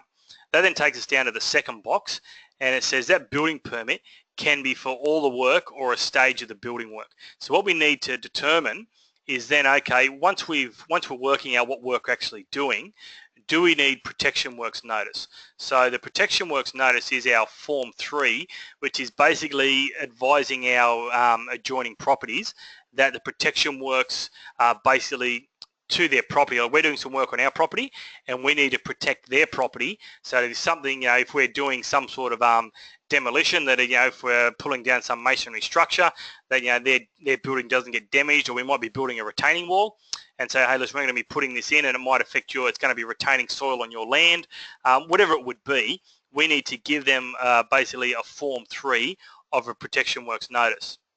So then what the Form 4 is, and we'll cover this in a little bit more detail when we come back from our break, the Form 4 is actually their response, because they can actually go, hey, listen, I'm not happy with you doing that. I don't think that's going to protect my property enough, and I want to get some independent advice rather than just relying on you as the builder who's building next door. So the Form 4 is actually their response to us to say, no, I'm not happy with that. So if that all goes fine and we don't actually do any protection works, or they don't actually sort of reject our Form 3 and want to do further investigation, then we go on to our Form 2. And that's then when the surveyor, he issues that building permit to us. And don't worry too much about these parts on the side. That's more about what they're saying, that he's got to submit that on the 7th day of the following month. Not something we need to be concerned with. That's the surveyor's job, and that's why he's getting paid the money he's getting paid. So, but what happens on that building permit, I don't know if you guys can see my mouse when I'm doing this, but on this box on the left, it says the building permit specifies what inspections are required and if an occupancy permit or a certificate of final inspection is required. So for those guys who don't know the difference, what happens is an occupancy permit is when it's a new building and it says, yes, okay, that's basically can be occupied. So what a certificate of final inspection is when we've done a renovation or an extension, because what happens is it's already got that that occupancy permit when it was previously built 10 or 15 or 50 years ago. So they don't issue a second one because they've already got a certificate of occupancy. So what they actually do is on a renovation or an extension, they actually issue a certificate of final inspection. So that's the difference between those two. So once we've got that permit, as I said, it's going to outline when the surveyor needs to come out and what he needs to check. And so once we've got all that, we go, yeah, we're all good to go. We know we've got to get him there for our footings and for our frame inspection and whatever else, it might be swimming pools, whatever else is on that permit, is going to outline when he needs to come. So we know when we start, this is when I need to call my surveyor. And then we start our building work. So we're building along, then we come down and it says, so the surveyor undertakes inspections during the building work to ensure the compliance. So he basically comes out, checks our frames, checks our footings, signs off on it. And don't worry about these boxes on the right, guys. That's all about what he does. So then at the completion of the building work, basically the surveyor is going to complete the final inspection. So when he's done that and the building work's completed in accordance with that building permit, The Form 5 is then the application for that certificate of occupancy or the final inspection.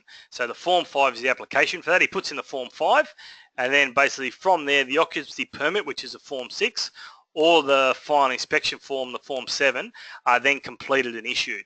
So yeah, basically once you get that, it all sort of gets registered and whatever else. But that's basically how it works. And we'll do a little bit of stuff when we come back from our break with this PowerPoint, and we'll tab up some stuff in our books about that. And because this might not be our strong point yet, and I'll show you where we can actually tab that in the book so that if you are doing multiple choice and they say, what's a Form 4, you can actually find it quickly and say what it is.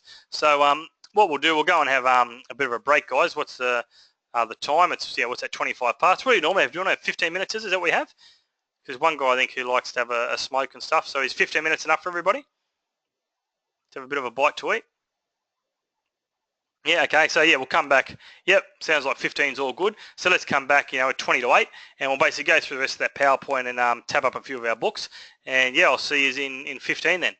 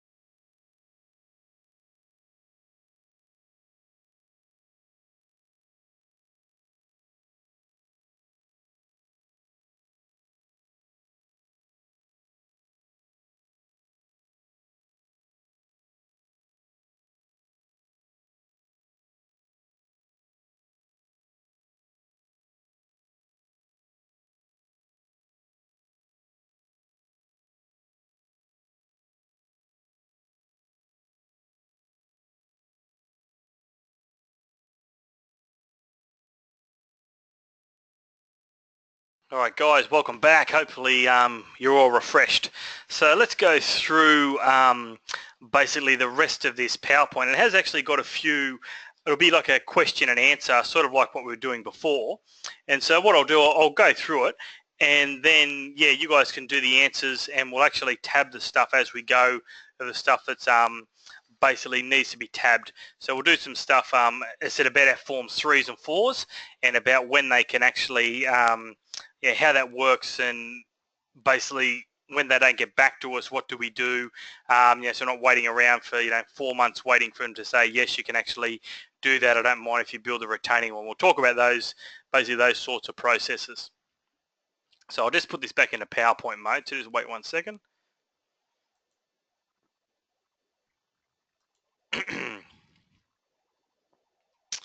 All right. So this here, this is what I was talking about with our Form 3 and our Form 4. And this is actually going to be in our regulations. So it says protection works must be provided in respect to an adjoining property before and during carrying out any building work, if required by the relevant building surveyor. So exceptions, a certificate under the Section 238 of the Act from the engineer who designed the building work, who is a registered building practitioner in the category of engineer, class civil engineer, certifying the structural design of the building complies with the Act and these regulations. So then what actually happens, the owner must pay the adjoining owner's costs and expenses incurred. So what it's basically saying is, if I'm doing the building and we've got to do some protection works to actually look after the neighbouring property, I've actually got to pay for that because it's on my building site. So we don't actually go, hey mate, look, I'm actually protecting your building, so therefore you've got to give me $10,000 because we're going to do this. It's all actually incurred by the person who's actually doing the building, not the one who we're actually going to be protecting. So here's some, we might actually do these ones and just check your memories, and we'll go through it. So it says, on which form will you find whether you need an occupancy permit or a final inspection? So what I'll quickly do, guys, is if we want to pull open our our building regulations, and we might actually just mark this just for your benefit. So give me a second and I'll show you where it's at. I'll just bring up my OH&S regs. Hopefully these are basically the same. So what I'm looking for here, guys, is actually on page 177 on schedule number 2. So not the OH&S regs. If I said OH&S regs, sorry, I meant to say the building regs.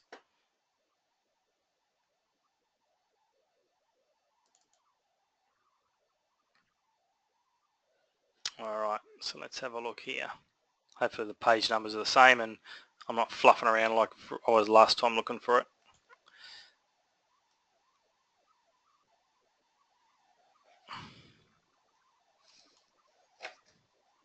And what I'm getting at, guys, here is it's actually got all the forms 1 through to 8 in the back of our regulations, and it's more there for our building surveyors, so it can show them what they actually need to have written on their actual Form 1 and Form 2. So once I get to it, I'll show you.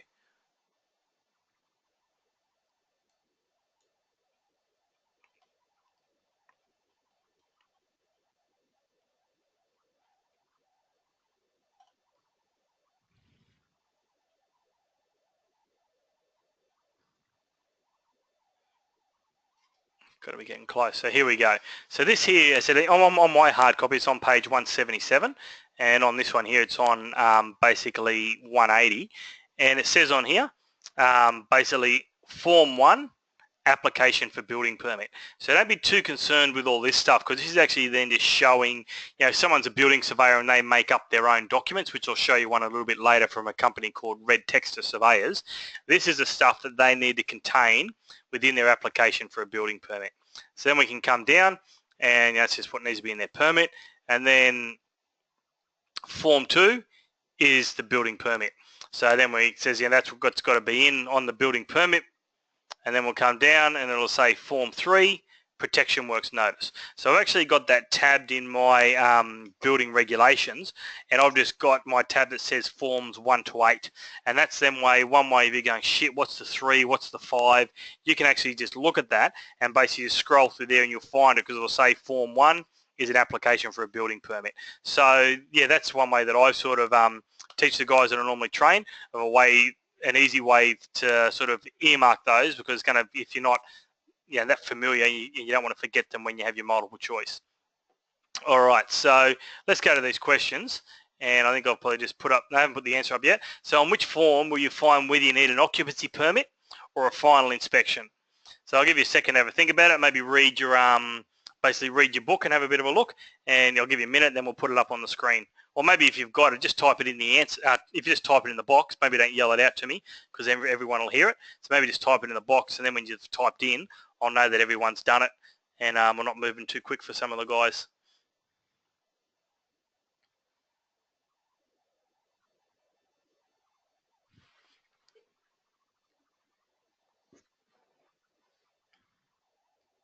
Thanks, Subit. Yeah, Michael, thank you.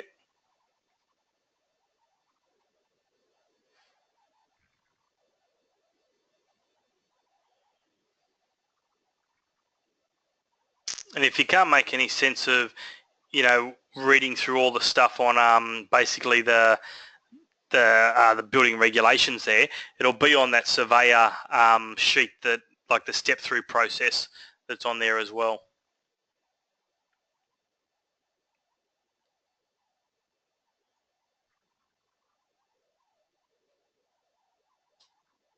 Yeah, cool. Thanks, James.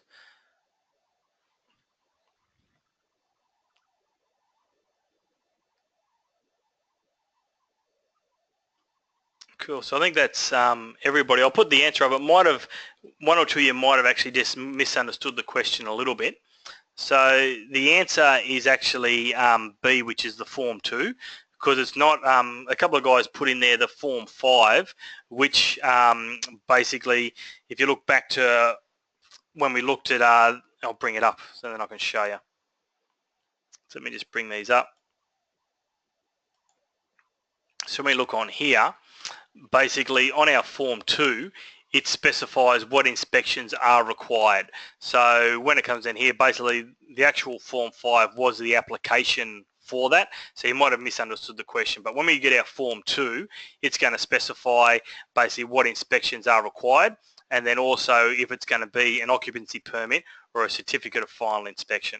So then the next one, so it says, does the Form 1 have to have the contract price on it? So have a look at those ones there. So no, you only need it in a form for a Form 2, only when the builder is asked for it. Yes, it's compulsory, and only if it's at a staged permit. So, and that one there too, guys, just to try and basically, yeah, cool, that's cool, Valavan. Yeah, so with basically this question here, if you do get stuck with this one, if you actually looked on your Form 1 and read through what a surveyor's got to put on there, you'll probably find the answer in there anyway. But yeah, have a read through that, and once you get the answer, basically type it in. Yeah, well done, James.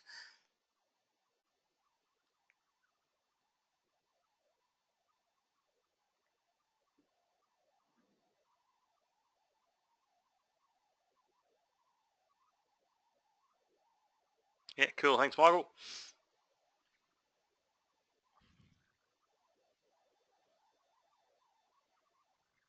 Hi, Adam. Yep. I'm still on question 1. I'm having a little bit confusion there. Yep. Why is Form 2? Can you explain it again, please? Yeah, so I might bring up this other document, and I'll make it a little bit easier for me to explain, and then we can see it.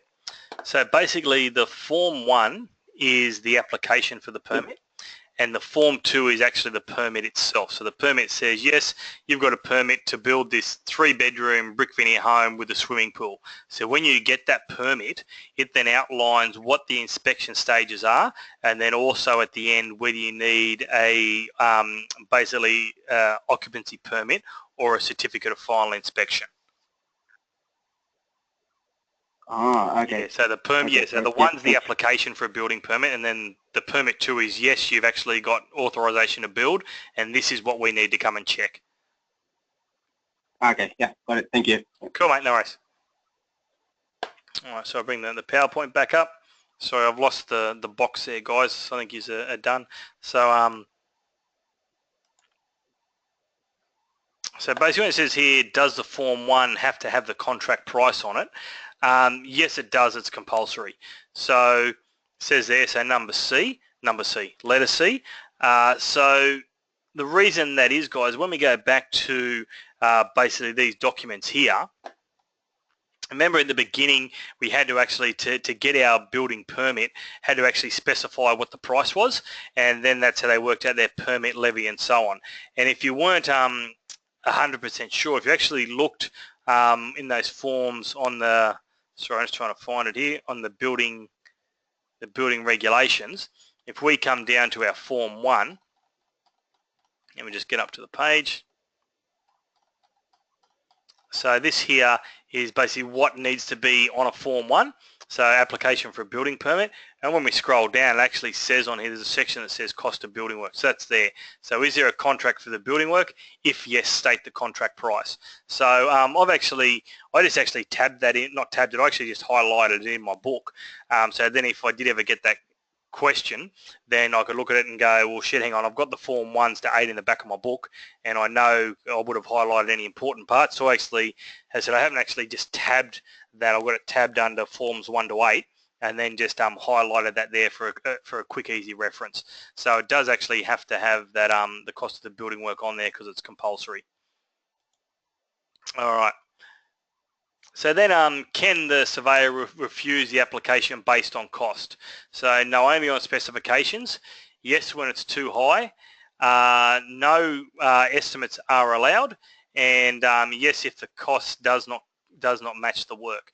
So basically, if you remember what we were talking about before, the answer is D. So we can actually refuse our application for a building permit based on the cost. Because as I said, if he looks at it and goes, hang on, mate, there's no way you can build that for, $10,000. You're just trying to get out of paying, as much on your permit levy or your homeowner's warranty insurance, whatever the reason would be. If the cost doesn't match the work, he can actually refuse it. So here's one for you. Might be something you get a multiple choice. So how many days does the permit levy have to be paid? Can anyone remember that one there from basically our presentation before? And if you do, chuck it in the box, and then from there I'll show you where we can actually highlight that in our book as well. And it'll be in our Building Act. So if you want to try and find it as well, if you don't know off the top of your head, you can try and find it in your Building Act if you like.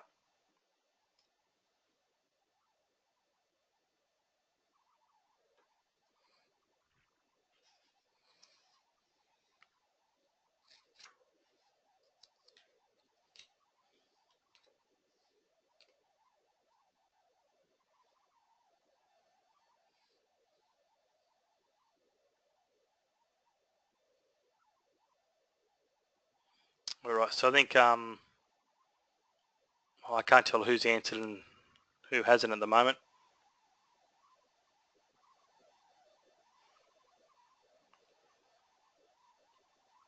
Sorry guys, you happy for me to tell you the answer on that, or are some of you still searching for it? Still looking? That's cool, mate. Keep looking. So if you look, just to give you a bit of a hint, if you look in the Building Act where we were talking about our permit levy cap, like the permit levy amount, it'll be in there, and it talks about, there's a certain amount of days. So that'll give you a little bit of time to try and find it.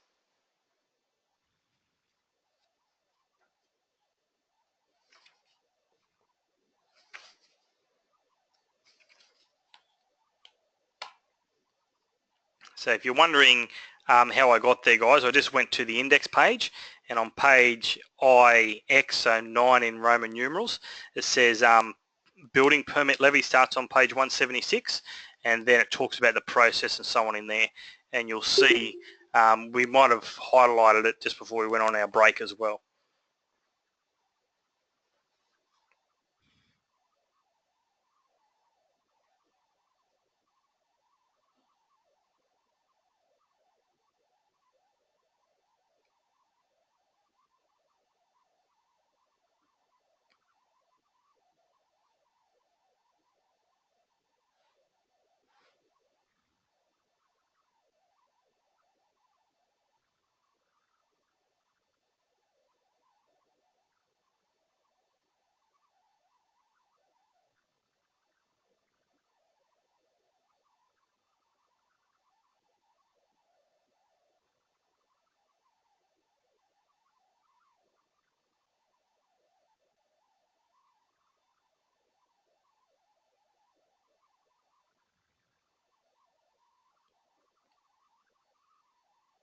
Yeah, can you have the answer? Yeah, cool. No worries. I was just waiting for you guys. So if you open up onto your hard copy book, guys, of the Building Act on page 177, and what I'll do, I'll bring mine up. Just give me a second. If you guys are still looking, I'll bring it up and show it to you.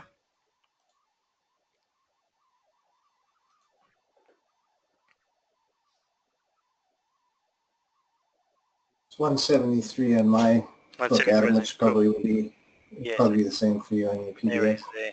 So I'll just minimize this so I can fit a little bit more on. So these numbers and that, guys, might be a little bit different to how it's like the numbers are in your book, but the words are the same. So on my hard copy, it's 177. And what did you say it was in yours, Greg? 176, did you say? 173. 173. So you'll be either on 173 or 177. And basically, this is the part we're after down here. So it says, without limiting to other circumstances in which a relevant building surveyor can refuse an application for a permit, the relevant building surveyor must refuse an application for a building permit if the levy is not paid at the end of the 90 days after the building surveyor gives written notice. So basically 90 days is the answer, guys. So that's it there. So yeah, if you want to highlight and tab that one there, yeah, as I said, I've done, it's only about a page after where we worked out how much our permit levy is on the amount of cents in every dollar. So I'll bring that PowerPoint back up. So yeah, the answer is C, 90 days. So I'll just give you a second, guys, in case you want to highlight that and tab it, and then I'll move on to the next part. Adam, while they're doing that, yep. You're still going to use Form 5, regardless of whether you're doing occupancy permit or final inspection, right? Form 5 is either or. Yeah, exactly. Even though it says application for occupancy permit, yep, it's for either or. Exactly. Yeah. So it's just the application for it. Yeah. Yep. So does it actually, I didn't look at that closely in the regs. Does it say in there that the Form 5 is the application for the occupancy permit? Does it? And doesn't say. Yeah. Yeah. Okay. Yeah. And makes no reference for the. Yeah. It doesn't make any reference to the actual. Okay. Yeah. But obviously, you've identified that in Form 2, so it's, you know, and obviously the working with your surveyors, it's not like you have to stumble your way through it by yourself, but it's just the way it's worded in the regs is. Just likes to be there to confuse us. Yeah. All right. So, so the next one, guys, it says, so when is a Form 3 and Form 4 required if it's deemed basically by the surveyor? So after the Form 2 is issued, before the Form 2 is issued, or after the work has started, or when you notice the issue. So remember, the Form 3 has got to do with our protection works notice and letting our adjoining property know that we've got basically protection works that needs to be done to their property. So maybe if you can't remember off the top of your head, have a look at that flow chart, and you'll probably see in there when we actually need to basically issue that Form 3.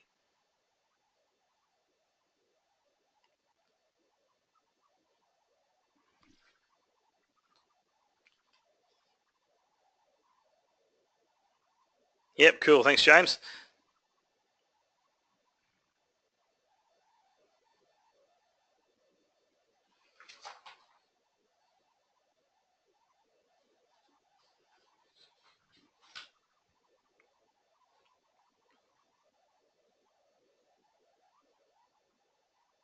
Yeah, cool. Thanks, Michael.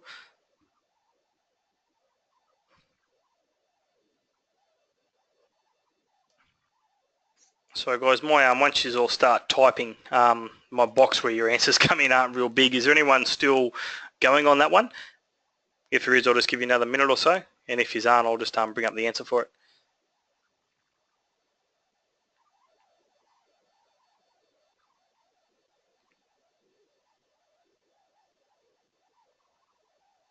All right, no, cool. Looks like everyone's done that one. So the answer, hang on, bring it up, is B. So it's basically before the Form 2 is issued. So if you're wondering how that works, guys, I'll bring back to this flow chart. So remember in the beginning, we've put an application in, which is our Form 1 for a building permit. And so from there, we need to determine basically for what sort of work is involved, and then is there any protection works that we need to do for our adjoining properties? Because obviously once we get that building permit, we're good to go and we can start. So it's no good starting and then going, oh shit, we should have told that guy we're putting this retaining wall in. So we need to nut that out basically before they issue the permit. So the Form 3 is basically the notification to the adjoining property that gets issued, and then the Form 4 is when they respond. And we'll talk about that in just a second about time periods and frames for that. So the lodgement from the surveyor has to be sent off by what date? Don't worry, that one there. That's a question for basically the surveyor. Not something you'll ever be asked. Is basically D. It's got to be done on the 7th day of the following month. That's a time frame that they work to, but nothing that we need to be overly concerned with because we're not the surveyor. All right. So what are the requirements for a building permit? Yep. Yeah, far away. The Form 3, is that to be identified by the building surveyor, or something like as a builder I need to identify and let the RBS know about it? Yeah, it depends on which one it is. It'll normally be picked up by the surveyor, to be honest with you. And with your knowledge, you might say, hey, listen, I'm building this retaining wall. Do I need to actually, put in basically a protection works notice? And that's what I did when I said the last property I did was my own, and I did all the earthworks for it, and I actually put my a retaining wall. It was only had to be 800 millimeters high, so it didn't need to be actually designed by an engineer because it's only if it's over a meter. So I actually just spoke to my surveyor and said, listen, do I need a permit for this, and do I need basically a Form 3 for the neighbouring property? And he came back to me, and I still reckon he got it wrong. But anyway, he took a snippet, like a screenshot out of the Building Act and sent it over to me, and basically just said that, no, because it was retaining soil on my side of the boundary, basically that I didn't have to get a permit or give him basically any notice, because if anything sort of basically went wrong, it was my property that was going to be affected.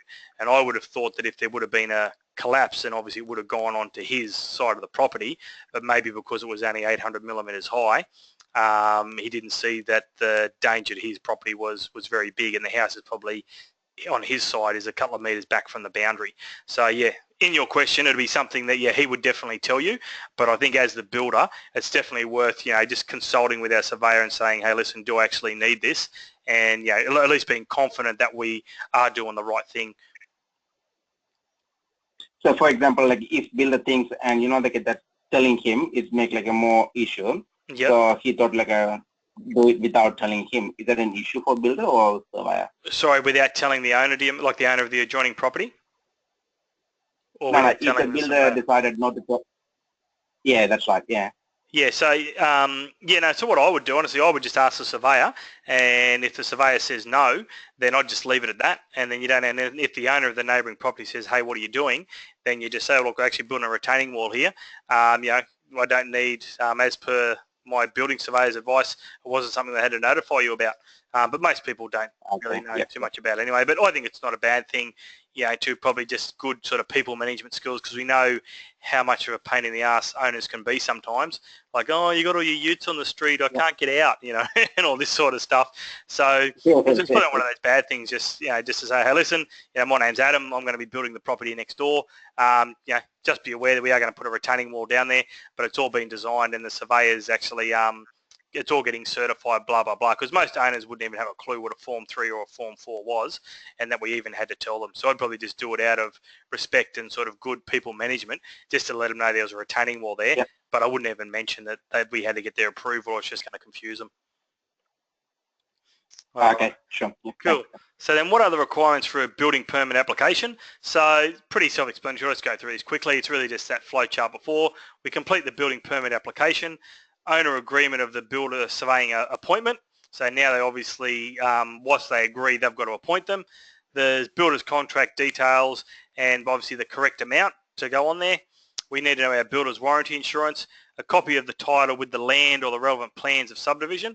It's funny, with my house, when we bought the block, whoever the solicitor or whatever it was actually didn't put the title in our name. So when it came time to build, we'd owned the block for about 4 months, and when they went to build, they did the title search and said, oh, look, you actually don't own that block. And that was a bit scary going, well, yeah, I hope I did, because we just paid a few $100,000 for it. And yeah, so we need to get basically the copy of title. And this is actually something too, guys, that you might get asked in an interview. The last guy I spoke to got interviewed about a week or so ago.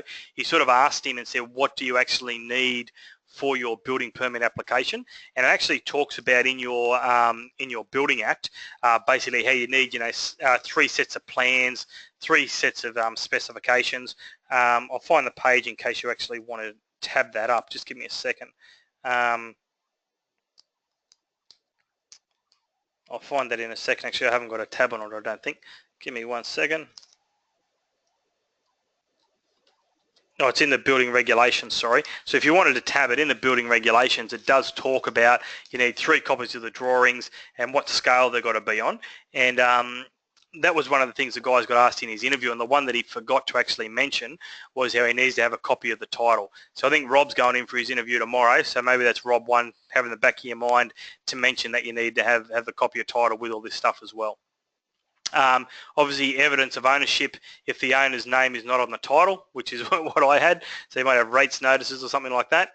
And then the property information and the legal point of discharge from the relevant council. So for you guys who are actually going in for your interview, it'll be on your plans anyway. But yeah, they'll want to know, just to sort of, because you were there, you'll be talking about your jobs in your interview. They will probably ask you that, okay, where was your legal point of discharge on this job? And obviously we need to have 6-star energy rating. So for those guys who aren't aware, basically all buildings in Victoria need to have a 6-star energy rating, and that's just normally done by an energy rater that shows, he's done the mathematics that says, yep, even though we've got these big sliding glass doors in it, I've compensated by having them tinted or having this insulation, and then we've got down lights and blah, blah, blah, and he basically does a report. So we need to have a report that shows that it achieves basically the 6-star rating. It can be higher than 6. 6 is just a minimum of what it needs to be compliant. Obviously our soil report, the re-establishment, and basically the survey done, our sewer plans. Like I spoke about before, from our building regulations, we need to have the engineering designs and our structural computations there, and a full set of architectural plans, and basically the payment of the building permit fee. And then, if applicable, a town planning permit indicating the conditions and the stamp plans from the council. So here's a few. Unfortunately, this one here, guys, shows us the answers as I put them up. So I might just read through them, and then I can basically tell you where we found it, make sure we understand it, and then we can tab them up. So it says, under what part of the Act are expenses of adjoining owners? So it says there, which is Part D, which is Part 7.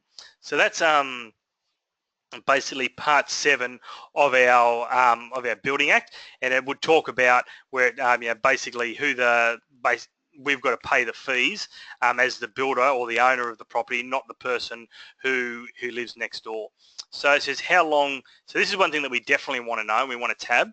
So how long does the respondent have basically to return or ask for further information in regards to a Form 4? So let's just put it into context what Subit was talking about before. Michael, is that the page? Yeah, I'll get to those in a second because they'll all be in the one section, and we'll tab that and highlight it. So I'll read through these and then we'll get it. So how long does a respondent have? So as Subit and I were talking about, we're doing a retaining wall, and I've been told, yep, it's actually affecting your neighbouring property. So therefore you need to give a protection works notice, which is the Form 3. There's actually a time period on how long that owner has to actually return basically in the form of a Form 4 to say, hey, I'm not happy with that. So therefore I want to do further investigation or get more information from you before I give it the okay. So if we look in our basically in our building in our Building Act, and I'll just find it here, guys. And I've just got it marked under Protection Works Notice. So this is on page 69. What I might do is actually bring that up, guys, and we can see it on the screen, and then you guys know we've all got the right page.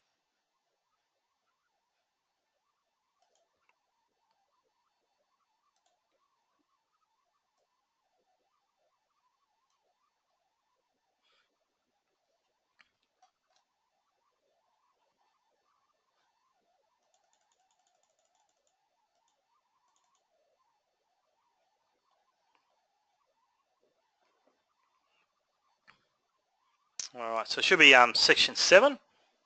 And so this is it here. So it's probably going to be different. No, here it is. So this is talking about basically giving that protection works notice. So it says an owner who is required by the building regulations to carry out protection work in respect to an adjoining property before or during the carrying out of building work for which a building permit is required must, before commencing the building work, serve on the owner of the adjoining property in the relevant building surveyor notice of the proposed building work. And that's when it talks about, okay, in that Form 3 we're going to give, it's got to prescribe the details of the building work we're doing, and basically as at the date of the notice, prescribe the details of the proposed protection we're going to put in, and then any other sort of relevant information. So then now this is what it states about the owner. So the adjoining owner, so the person next door, no later than 14 days after the service of the adjoining owner of the notice, so that notice we've given them, basically must give basically notice agreeing to that, or basically or disputing it. So they've only got 14 days. And then as we read on further through all this, basically it tells us that if they don't agree within 14 days, then basically we can just, it's considered that they've been giving their approval and we can just go on. So because it's, yeah, there's a fair bit sort of in that section. So me personally, what I've highlighted in mine is pretty much this first part, sort of saying how we actually have to give notice to them about what's got to be in there. And then this part here that says that the adjoining owner must respond no later than 14 days.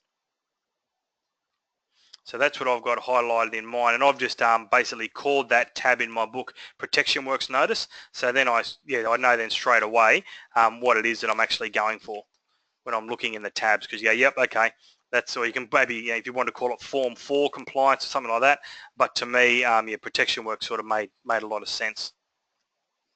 All right, and that was probably on your question 2 there, Michael. So I'll bring back to the PowerPoint.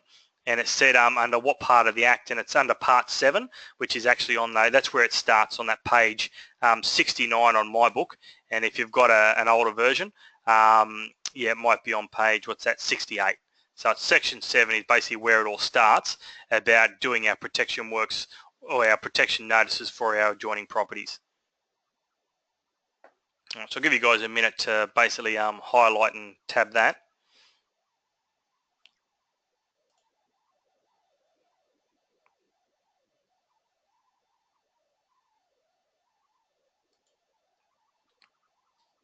So that, yeah, I sort of did cover that when I spoke about it here, this next question. So after what period of time can you go ahead with the build with no response from the adjoining owner? So it's actually basically 14 days, guys. So once we actually don't hear back from them within that 14 days, then we can just go ahead and go with it. So another thing I want to talk about too, which is not so much something you'll be asked, I think, in your interview, but more so for your own, I suppose, basically knowledge, is that when it comes to Protection Works Notice, you can imagine how long basically 14, no, I don't think it is 14 working days, Valavan, because it just says 14 days, whereas quite often you'll see basically if it does designate basically working days, like with our contracts and so on, it'll normally say 5 business days. But because that just says 14 days, then to me that's just, yeah, 14 days. But yeah, something probably just to check with your surveyor, but to me I'm sure it's 14 days. But yeah, you wouldn't want to do that just in case, and then you start building this retaining wall and you find out that you didn't allow for the weekend. But yeah, 99% sure, mate, it's 14 days, because they normally state that if it's not. But yeah, so back to a way you can get around about doing the Form 3 is a thing called dual certification. Because a lot of the time, if you think we're doing retaining walls, what the dual certification is getting 2 engineers to sign off on that work, and that's what basically nearly all the volume builders do. Can you imagine, you're doing a job that's got a retaining wall there, and you imagine if you're Simmons Homes and you're building 2,000 homes a year, it'd be a lot of work they would be doing where, just as far as percentages go, even if it was only 1 out of every 50 homes, when you start building 2,000 homes a year, that's a lot of Protection Works notices that you've got to give to your neighbouring properties. So the way that they get around it is get dual certification, and that's getting 2 engineers to sign off on it to actually say, someone's obviously done the computations and drawn it and says, yep, here's the computations, and then another engineer basically signs off on it and says, yes, I agree with that, that's not going to fail. and basically they sign a dual certification basically form, and from there you can actually then just go straight ahead and you don't actually need to worry about the Form 3 and the Form 4. Because as you can imagine, if you're building that and then you've got a neighbour who goes, oh, I'm not too sure, they go to their solicitor, then the solicitor says, look, you need to go and see an engineer, then they draw it up and then they come back. The last thing we want is for us to be standing around twiddling our thumbs because we're all ready to build and we've only got one job on the go because this was going to take 9 months, and then all of a sudden we actually can't start because of our neighbours. So just be aware that basically that is an option, and something that once you know you need a Protection Works notice, obviously hopefully with your experience and through this conversation, something you can obviously, when you've got your plans and you're working out with that surveyor early on, go, hey, listen, we've spoken about, we think we need a Protection Works notice here. I'm going to basically go and get dual certification, talk to your surveyor about it, and obviously keep him in the loop. And basically he'll work with you to basically get that sorted out. So that's dual certification. So, sorry, I've just got a question. Oh, sorry. Yeah, so are they from 2 different firms? Yeah, so it's funny how they do that, Subit. I know that when I was at Simmons, that's the only exposure that I've had to it. And basically you find there's a lot of firms, but they have I suppose, different departments where there might be I don't know, say like a civil division, and they're almost run, what's run under the one firm, they're 2 different departments, and that's where Simmons used to go, is just basically use the one, and then other times too, that was where they used to sort of do it. But then quite often also, because just the amount of work they used to do at Simmons, they had a preferred, they used to use Intrax, I think was their engineers, and then sometimes, if they needed it, they just, I suppose, and it's just really horses for courses, whatever's going to work for you, because as I said, Simmons used to like to try and keep it in the one, but then sometimes, probably just for goodwill to throw a bit more work at a few other blokes, they would then use 2 engineers who were different companies, but would obviously check over it and go, yeah, I'm happy with that. But as I said, the surveyor is the one who's going to step you through this process. So I'd definitely be talking to him about it. And see, because at the end of the day, as we know, quite often the surveyor will come out and see work that we've done and it's been signed off by someone else on another job, and they'll come out and go, oh, no, I'm not happy with this, I'd like you to do this and that with it. And you think, well, shit, hang on, I did that 3 weeks ago with a different surveyor and he didn't care. So at the end of the day, the surveyor's the one you've got to deal with, so I'd be making sure that he's happy with the avenue that you're doing to actually get that done. All right, so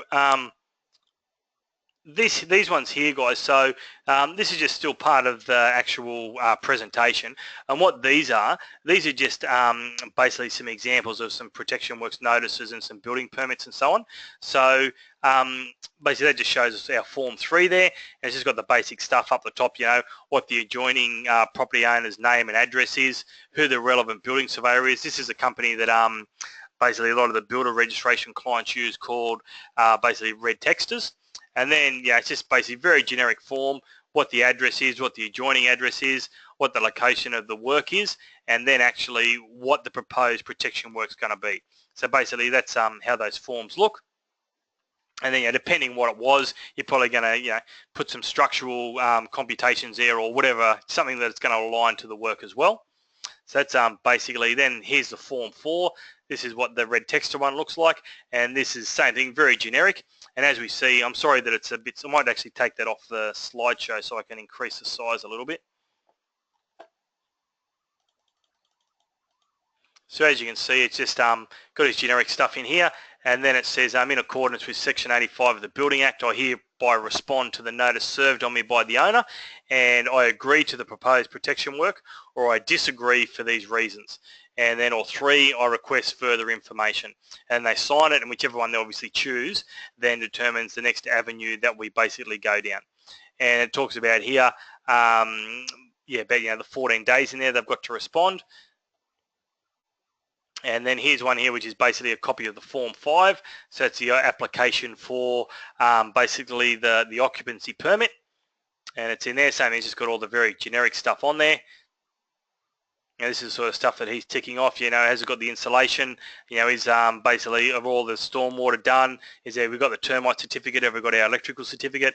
And these are some of the things too, guys, that when you go for your interview, quite often, basically the assessor in there is asking you about, what does your plumber give you when he's finished his work? What does the basically electrician give you? And it's about those certificates of compliance, you know, to do with their electrical and their plumbing work. All right, so then basically the final inspection. That's it there. That would be, so that's the Form 5. Still on that, and then this is basically just a little bit, just a bit of an example of you know, the energy efficient statement of compliance. And it says, you know, this is to certify the requirements. You know, this has met a 6-star energy rating, and it's got in there, you know, it's very generic signature of the builder. And oh, sorry, this is not working too well now. That so this one here is basically just a request, basically for the consent of a proposed demolition. So this is actually one they've done with the Monash City Council. Same thing, it is very generic. And what the building permit application reference number is, and then, you know, just obviously talks down here, the consent of the relevant and responsible authority is required because the proposed demolition meets the 50% volume test. And it's sort of funny when it says 50% volume test. That's one question I get asked all the time about how much demolition can I do without actually getting a demolition permit. And basically the answer is it's really subject to your surveyor. So you know, if you're just going to knock down, obviously do an internal partition wall that's not load bearing, and you're just doing a kitchen and bathroom renovation, and yeah, you wouldn't even worry about it. But obviously when you're doing a larger job and you want to, you know, knock down some internal walls or pull down a back deck because you want to extend the house, when you've got that that building permit, it's going to be, and you've got some demolition to do, it's going to be actually authorised by your surveyor, because that was one thing that I couldn't really find any information on. And after toing and froing from basically the VBA and a surveyor on you, they just basically say, yeah, look, it'll be determined on the surveyor, and he'll determine, you know, whether your class of license basically allows you to do that. All right, so down this one here, so this is just, oh shit, I might put this back onto the PowerPoint, it's not working real well for me. So and we've got on here, this is basically if there's going to be a variation to the building permit. So for some reason, we've had to do a variation. It might be, I don't know, maybe they've got a bit of money left and they want a pool. And so we go, okay, we actually have to put a variation to our permit because we need a pool and we need inspections done. And that wasn't on the original, basically on the original permit. They might have decided they want a deck. So this is a variation, an application for a variation to that original building permit that we had. So you can obviously do that. And this is just something to keep you guys basically aware of. This is more so dealing with your local councils. And this is just a little bit of an example of people who build on the Mornington Peninsula. I don't know if we've got anyone in the class who's over on that side of town, but that the Shire, as we read it here, has developed their own basically works code of practice, and that's to manage the effects of the building development within their council. And so what it's basically doing, we'll come over here, they're trying to basically protect their basically their public assets. So this is something you guys want to be aware of too. We did speak earlier about, you know, the local councils knowing if we're in a termite area and things like that. You want to know too what your responsibilities are within that local council if you haven't built there before. So we'll just read through this, and the reason they've done it is the local council there, that they have actually basically asset and amenity protection inspections. And so where someone from the council will come out and they're inspecting things like the footpaths, the roads, the drainage, any vegetation, to make sure it hasn't actually been damaged during the building works that we've done. And so also to ensure the appropriate construction specifications are observed to ensure the public safety.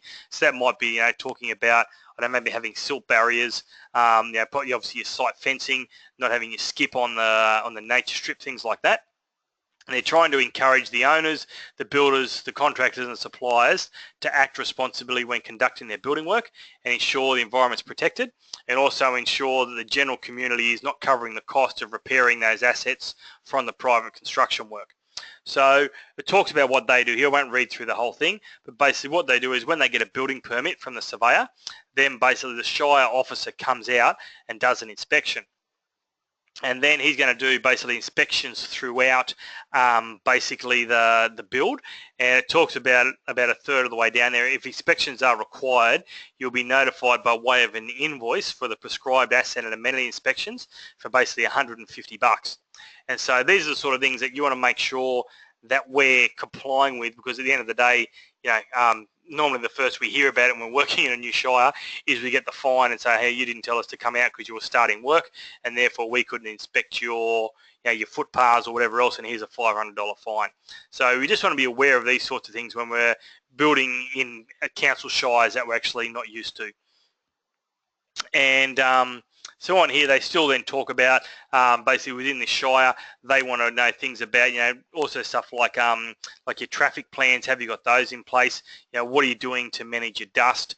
You know, what are you doing with your site litter? You know, your facilities and so on. How are you protecting pedestrians? So just be aware when you work in councils, they will have stuff on their website.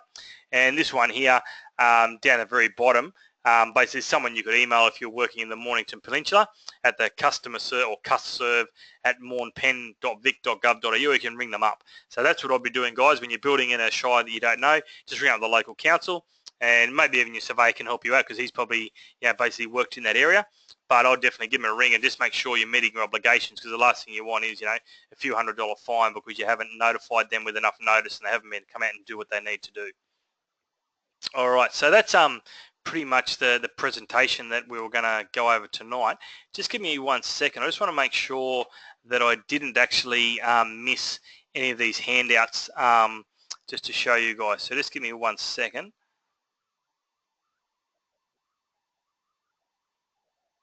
No, so I've gone through them, so I will email over tonight basically all those documents, those PDFs, so basically about the flowchart of how the surveyor works, also about that consumer affairs document that we actually have to give basically the client.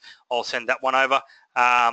Also when the practice note on when the building permit is required, and then that site establishment document from WorkSafe, where it says, you know, this is when we need our site safety management plans and so on, and then also that site induction checklist, just in case you haven't got one. As if you don't want any of the stuff, guys, just delete it, but I like to sort of send it over. And with the red text forms, I don't know if I actually can to, because it's actually part of a PowerPoint, but as I said, it's exact, all it is if you look at in the back of your building regs, we've got forms 1 to 8, it's really identical to what's in there. He's just put his own stamp on it that says it's red texters. So if you were to have a look at that, it's got all that same scenarios in it. So yeah, that's just, it's not complete. It's really just a cut and paste of some of his application to go into a PowerPoint. So yeah, I can't really email that over to you. And this PowerPoint's also a lot of the PowerPoints, some of the guys ask me, can I send it over? And most of the time, basically they're too large to email over. So, right, cool. Hannah's got a few questions coming in, guys. I'll start to get to them. All right, so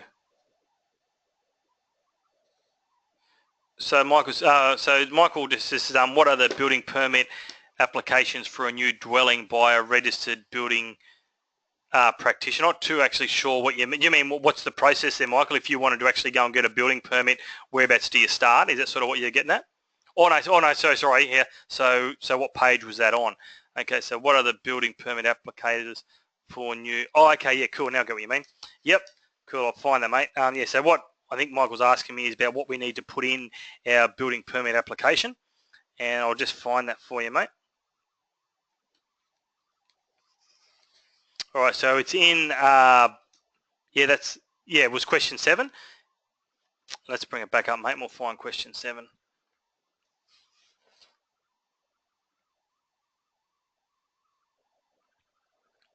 Yeah, cool. So what we'll, probably easiest, mate, if you open up your building regulations and look on page number 24, and I'll bring this up, guys, so we can all see it.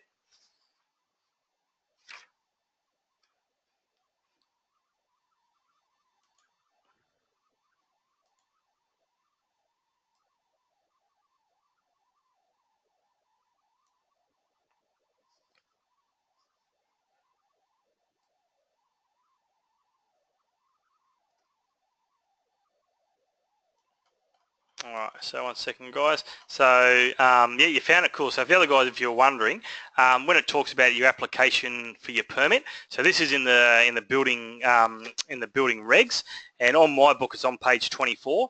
but on this one here, it's on page 24. There we go. How good's that? And it talks about the application for a building permit to construct a building. So it talks here basically about 3 copies of drawings showing the floor level elevations, talks about the scale they've got to be on. So a lot of that's got to do with the plans. And then once we come down here, that's when it starts to talk about the boundaries. So I saw there somewhere, the layout of drains and the point of discharge, the location of, if there's car parking and so on. So that's where you can find what actually needs to be in the application for your building permit. So I've just got a tab on the side of my book that just says application. And if you guys want to tab and basically highlight that, then if you do get asked, in your interview, and you go, oh geez, I know it's these, and you might not be able to remember all of them because a lot of them there. Then you go, look, I know it's in my building regs, and give me a sec, I'll just pull it out, and he'll normally go, okay, mate, we'll move on to the next question. So so that's pretty much, we're a little bit early tonight, guys. That's really all I had to show for you. So if you've got any questions, type in the box or chat to me. And is Rob still there? I think Rob's got his interview tomorrow, guys. So are you still in here, Rob, or are you taking off and you're doing your studying, or are you having a few beers to calm the nerves? Yes, tomorrow, isn't it? Cool. So how you feel, mate? Anything you want to cover before you go in? Did that make sense with the stuff I sent to you about the bell rating? Is that sort of the same lines you were thinking along of what I chucked in the email, or is that totally useless to you? All right, cool. Yeah, no worries at all. Because as I said, I actually haven't built in an area that's been a bushfire zone, so I've only sort of ever trained guys who have, and that's, I just presumed. Cool. No worries at all. All right, so so best of luck, Rob, tomorrow. And if anyone's got any questions, hang around, type in the box. And if not, basically next week, it'll just be module 5. And I find that honestly, guys, next week I probably don't do as much presenting as what I have done the last 2 sessions. It's really a bit of a recap on what you guys have done over the first 4 weeks. So by all means, I'll still go through all the answers and talk about the ones that are a little bit tough. But it's good for you guys to do some stuff on your own, and then you guys can sort of see how you're tracking with your progression of your knowledge on the course. So that's it for me. So log off if you're all done. And James, I'll probably see you tomorrow night. And the other guys, if you've got any questions, hang around or shoot me an email, and hopefully I can help you out.